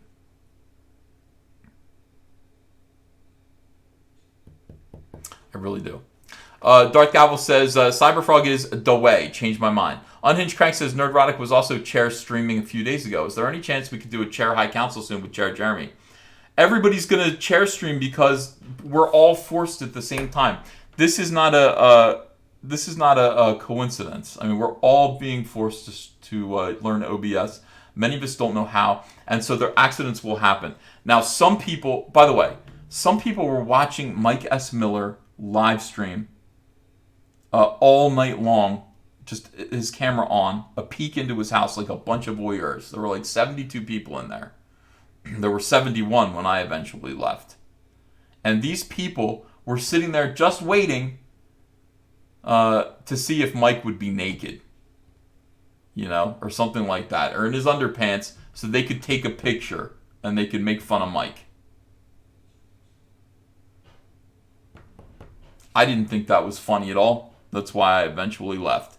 Peppermint Oil Capsule said, love Rainbow Brute logo, but I feel the should be small.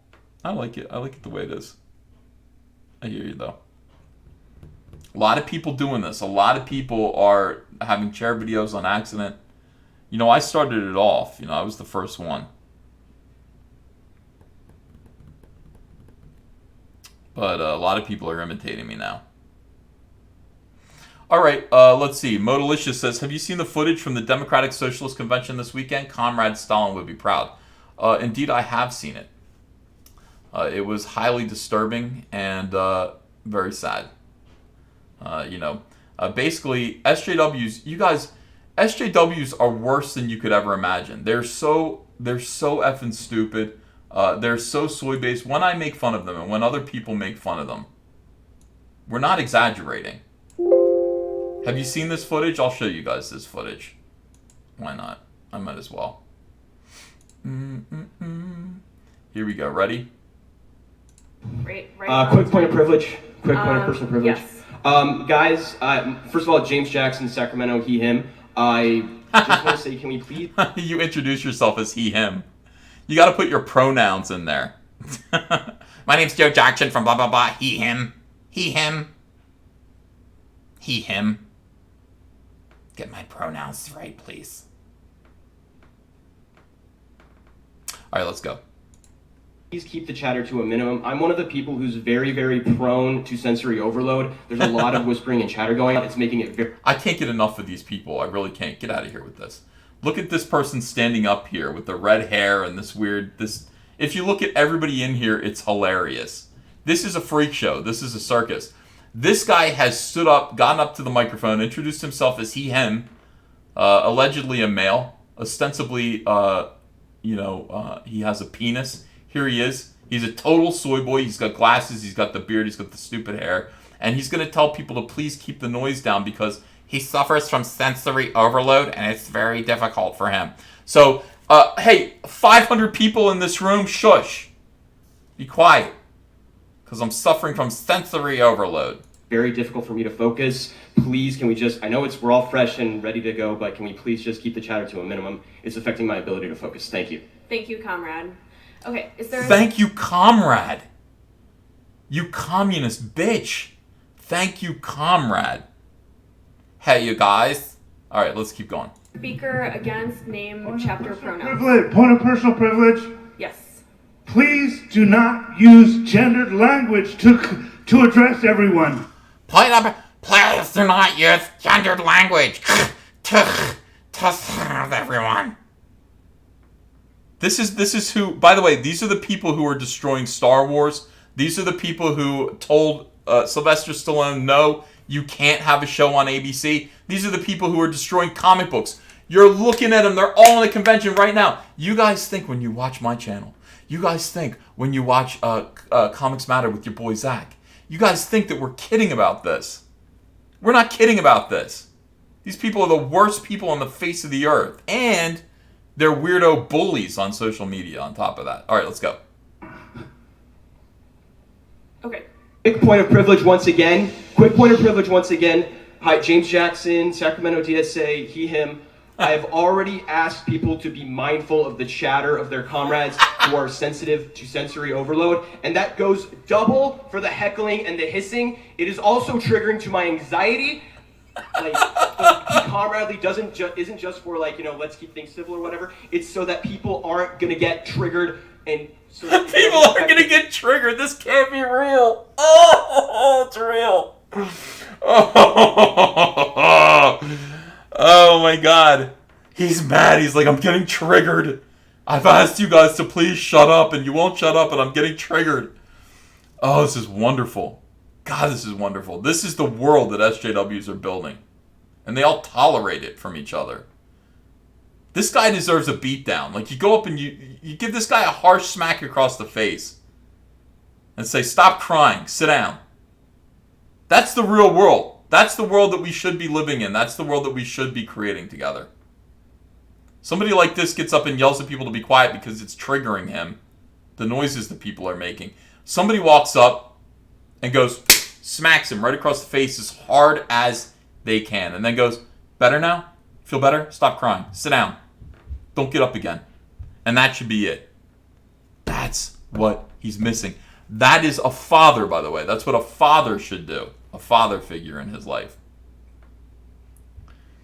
Perfectly happy to fill that role. Shut the fuck up. Like that. All right, let's go. Their performance as a delegate, okay? Your need to express yourself is important, but your need to express yourself should not trump or over... Like, I see that no one... He said Trump. He said Trump. He realized he said Trump. Your need to express yourself should not trump or over oh my God, dude, the word Trump. He triggered himself. I gotta see that again. He triggered himself. Your need to express yourself is important, but your need to express yourself should not trump or over... Like, I see that no... Oh my goodness. Oh, your need to express yourself should not trump. Look at this guy. Why are you wearing an ascot, you asshole? Ascot? Asshole. Let's go. No one's clapping for me. It could be because I'm not engaging, but it also is because everyone's doing this. And that's really important because those loud bursts of noise, even though this is a noisy space, but we can do something like reducing that. That's really important. So please don't clap. Are these padded walls behind him here? Is this a cell? Is this a big padded cell that we put all these people in? Oh, you gotta be kidding me. You gotta be kidding me with this. Why are we letting people like this say anything, ever? Why are these people allowed to ever speak? Or say anything, or be involved in creating a community that fosters more of this mental illness? Why do we allow this? This is, I mean, these people they all need daddy's belt. All of them. Shoot up these. We have a lot of disabled comrades, and a lot of those are invisible disabilities. You don't know who it is that is having a more difficult time navigating this space, and this space was not created. These are navigating this space. They're sitting in a hall listening to idiots and jackasses ramble about nothing. These people cannot get out of their own way to even talk about whatever it is that they're trying to talk about. This is the national convention of what? Of pussies? These people can't even get out of their own way. They're all concerned about how things are happening rather than what they're actually doing. This is what SJWs do. SJWs do not concern themselves with the actual business of telling a good Star Wars story or creating a good comic book. They're concerned about the environment in which that Star Wars story is created. They're concerned about who's going to be triggered by the Star Wars story, who's going to be triggered by this comic book, and how they can make it a safer experience for their comrades. Nothing gets done. They lose money. These people are total jokes. These people are absolutely insane. This environment has to be perfect. What are you here to talk about? This guy just wants to talk about how uncomfortable life is making him. Life is just impossible to navigate. Everyone here is an invisible cripple. Don't you understand? You can't see people's disabilities sometimes. No, we can see them. We can see them. It's your fucking ascot. We can see your disability. Excuse my language. All right, let's keep going. With all of their needs in mind. So it's up to us to modify that space to make sure that everybody is able to move in the ways that they need to move. And additionally, with the noise issue, like avoid hissing, avoid waving banners, right? Because there's all sorts of things. If you don't know what to do, show up these, right? I'm sure there's lots of ways that we can communicate to each other without needing to rely on something that's going to hurt somebody else. We have quiet rooms that are available. There's a range of options of these, right? Please don't go in that space with anything that's like an aggressive scent, for instance, right? Don't go. Please don't smell aggressive. When you come into a room, when you come into a space, do not go into that space with an aggressive odor. Okay? Do not enter a space with a hostile fragrance. Whatever you do. Whatever you do. Right? Because we don't want to put people in stressful situations that they don't consent to, right? And there are right-wing infiltrators who are trying to get in here, but it's going to be really traumatic for people if we're not making an affirmative... Dude, we are going to win 2020 so hard. If you're a Republican... By the way, if you're not a Republican and you're watching this, and you're hearing these people, they're the right-wing infiltrators and we're not safe. Are you ashamed? Are you embarrassed? Are you embarrassed at this point? Why aren't you embarrassed of these people? Why aren't you embarrassed of your comrades? How can you not look at this and feel shame and humiliation and a little bit of anger that these people are what has become of your party, of your political party? These are the people speaking for you. These are the people that are next in line. Do you know what our next, our people are? You know what Republicans look like these days? They look like my kid Hunter. That's the next wave of Republicans. The next wave of Democrats looks like this pussy. And all the weirdos in the audience that can't navigate this space because there's too much noise. There are hostile odors in the air. There's too much noise in the air. It's too much hostility. They're infiltrators. Please be aware, because some of you smell a little bit aggressively, and not all of us have consented to that. So just be aware. We want people to consent. Okay, it's a space of consent and safety. Aren't you embarrassed? Aren't you ashamed that this is so ridiculous? There is nothing like this. You can pick up the biggest convention. You can go to a rodeo of hillbillies that vote Republican, and they're not half as embarrassing as this clown show. They are not half as embarrassing. Be afraid. If you're a Democrat, be afraid, man. 2020 is going to be crazy. 2020 is going to blow your mind, because this is the state of the world right now. People have lost their flibberty gibbet minds. Flibberty gibbet. I just wanted to say flibberty gibbet, and then I blew it, because I'm still not sure if it has an R in it at the end. All right, let's keep watching this. I know you guys are enjoying this. Effort to de-escalate each other and de-escalate ourselves, right? Holy shit. De-escalate. We need to de-escalate each other and de-escalate ourselves. De-escalate yourself. De-escalate. It's all these buzzwords, these SJW buzzwords that basically mean become an even more passive-aggressive piece of shit scold. Yeah, stop being aggressive, start being more passive-aggressive. De-escalate. Become more of a pain in the ass in a more womanly kind of way. Stop it. Stop. Take a deep breath. Does that feel better? Before you say anything. Don't really talk to anybody who doesn't have a credential, especially if you claim to be from the press. You have no idea who that person is. Please do not talk to anybody who identifies themselves as a member of the press without having credentials. Don't talk to cops. Don't talk to MAGA assholes. We're almost there. But thank you. This isn't gonna work. This whole thing. Don't talk to everyone. Everyone's out to kill you. Everyone's out to destroy you. Don't talk to people in the press. Don't talk to MAGA assholes. Don't talk to cops. Don't talk to the police. Fuck the police. They're your enemies. This isn't gonna work. This isn't. You're not steering yourself in a direction that's gonna work. This is gonna be more failure. Joe McCarthy was right all along. This is proof, says King KDI. Of course he was. All right, here we go. We are going to be visited tomorrow by some MAGA protesters. Is there anybody here who's done abortion clinic escort work?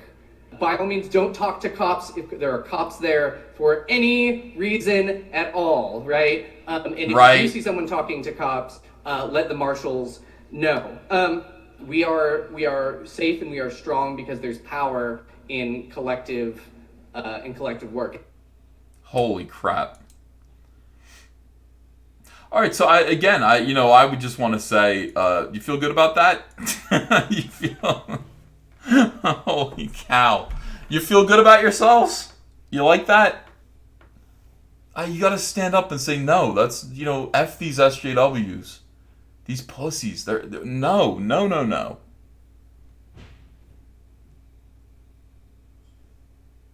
It's absolutely insane. That is the funniest thing I've ever seen. Like, they're worse. Like, if I got up there and that was my impersonation, I got up there and said that, you go, Ethan, you're going too far. It's a little bit, that's not how, you're exaggerating. That's not how these people are. It's exactly how they are. Wow. All right. Let me read some more super chats. Thank you, guys. Holy cow, dude. It's like the end of the world. The end of the world. All right. Micah D2 says, women want to watch cooking shows. Everyone knows that. Come on, Ethan. James Dean Anderson says, female focus. Meanwhile, Hobbs and Shaw is killing. Kay Brady says, could you have picked a better time to release Brute? Darth Gavel says, the New England's Patriots lineup is 100% female. Brett Norman says, did you invent Archillo? And if so, are there any inspiration for him? No, that was Ivan Rice. Let's see. King of Char says, Black Widow writer wants to see alternatives to violence in superhero movies. Woman movies are great. Kill me now. Say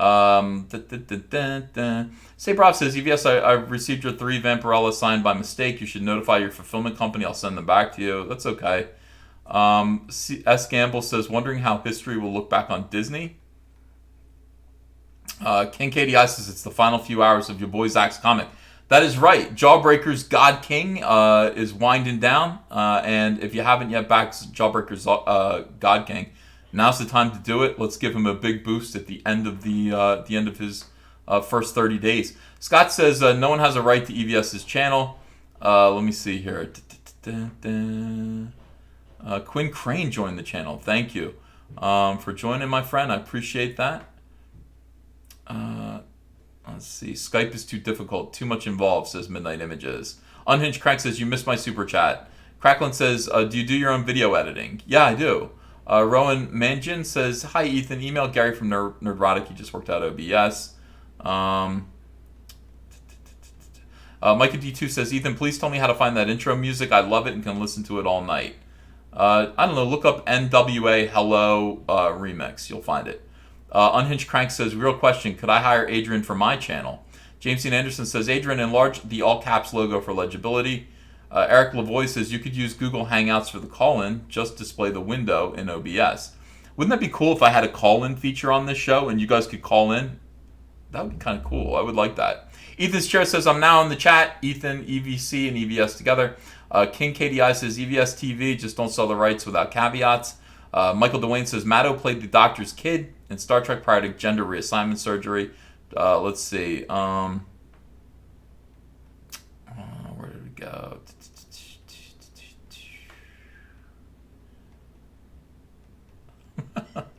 I'm rereading some of these super chats that I already read. Brett Norman says, I'm sure you've already answered this, but will Bloodhoney completely reintroduce Cyberfrog and Heather, or is there any value in reading the originals? Yeah, it completely reintroduces both of them. And is there value? It might be amusing to you. I don't know if you don't need to read them, I don't think, by any means. Michael Ross says, King Tutankhamun cursed the world with SJW-ness for not leaving him alone. Is that the curse? Do you think that's actually the curse of Tutankhamun? Peppermint oil capsule. I answered that one. Fun fact, I read that one. Let's see. Matt sees. Reanimated Corpse of Alexander the Great. Check out Kyrie on Indiegogo. Let's see. Yeah, thank you to everyone who's joining this channel. I really appreciate it. That is awesome. Love the Rainbow Brute logo, but wish the were smaller. Cracklin says, I wish Dan Crenshaw showed up. Deathwish says, notice me senpai. John David says, how did they ever accomplish anything? Rodin says, when are you going to live stream with your boy? His campaign is almost over. We need to pass that top 5. I don't know how to stream with him. I would love to. I don't know how. Carson Depp says, when are you signing the Cyberfrog books? Pretty soon when they all come in. I'll let you guys know, and I will bring you there. You guys will watch me do it. John David says, so yes, call in. Or so yes, call in. Yeah, have a nice little call-in feature for this channel. I think that would be a good thing. All right, let's see. We got one more thing to do. One more thing to do with you guys, and then we will go on. I'll tell you though, that is highly disturbing. That is extremely disturbing watching those weirdos. Why would you want to be a part of that? I remember I was talking to Jason Ward, of Star Making Wars, and I we're going over what the SJWs were doing to him. I mean, they were accusing him of some pretty awful things, and I was just like, why would you want to be an SJW? They basically put you through this whole grinder of stupid rules to kind of modify your behavior and make you into a little automaton, and then eventually they just turn on you anyway and try to destroy your life. What do you get out of being an SJW? I really don't understand. I don't think he understood either. He had to admit I was right.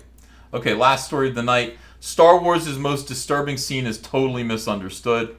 Boba Fett may have become a fan favorite character in the original Star Wars trilogy, but it was the prequels that showed how he turned from a boy into a killer. Now, the actor himself has explained why Boba Fett's most iconic images isn't actually one of the most disgusting too. Jango Fett, his head chopped off, and then little Boba picking it up. Like, is the head still in there? People talk about this. They think he's picking up his father's severed head. And by the way, the answer doesn't make me feel that much better. New member, I had to, exclamation point, just joined the channel. Thank you for joining. Micah D2 says, I meant the saxophone intro that Adrian did. No, Adrian didn't do that.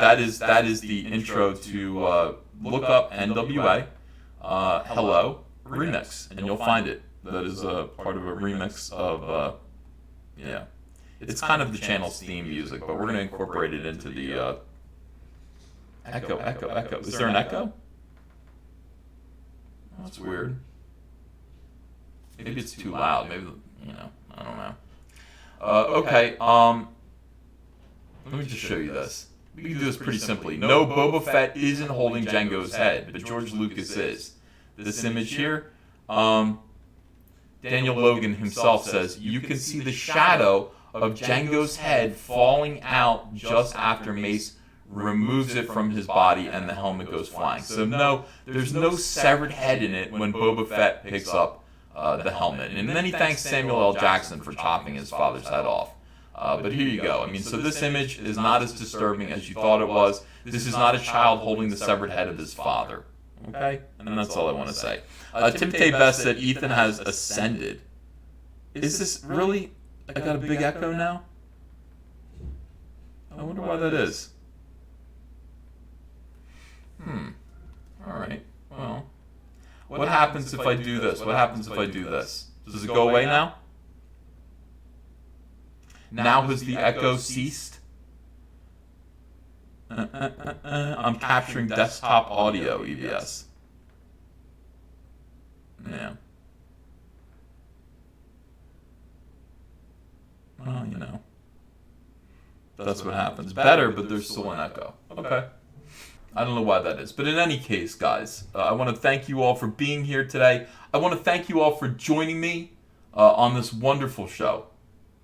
This wonderful show. You know, we do this together. I appreciate you guys. You guys are the best. I'll see about the High Council. I'm not sure if we're going to do it tonight or not. I mean, we're supposed to, but I still don't know how we do it. The echo is still there? I wonder. No, I don't know. But it doesn't matter because we're ending the show anyway.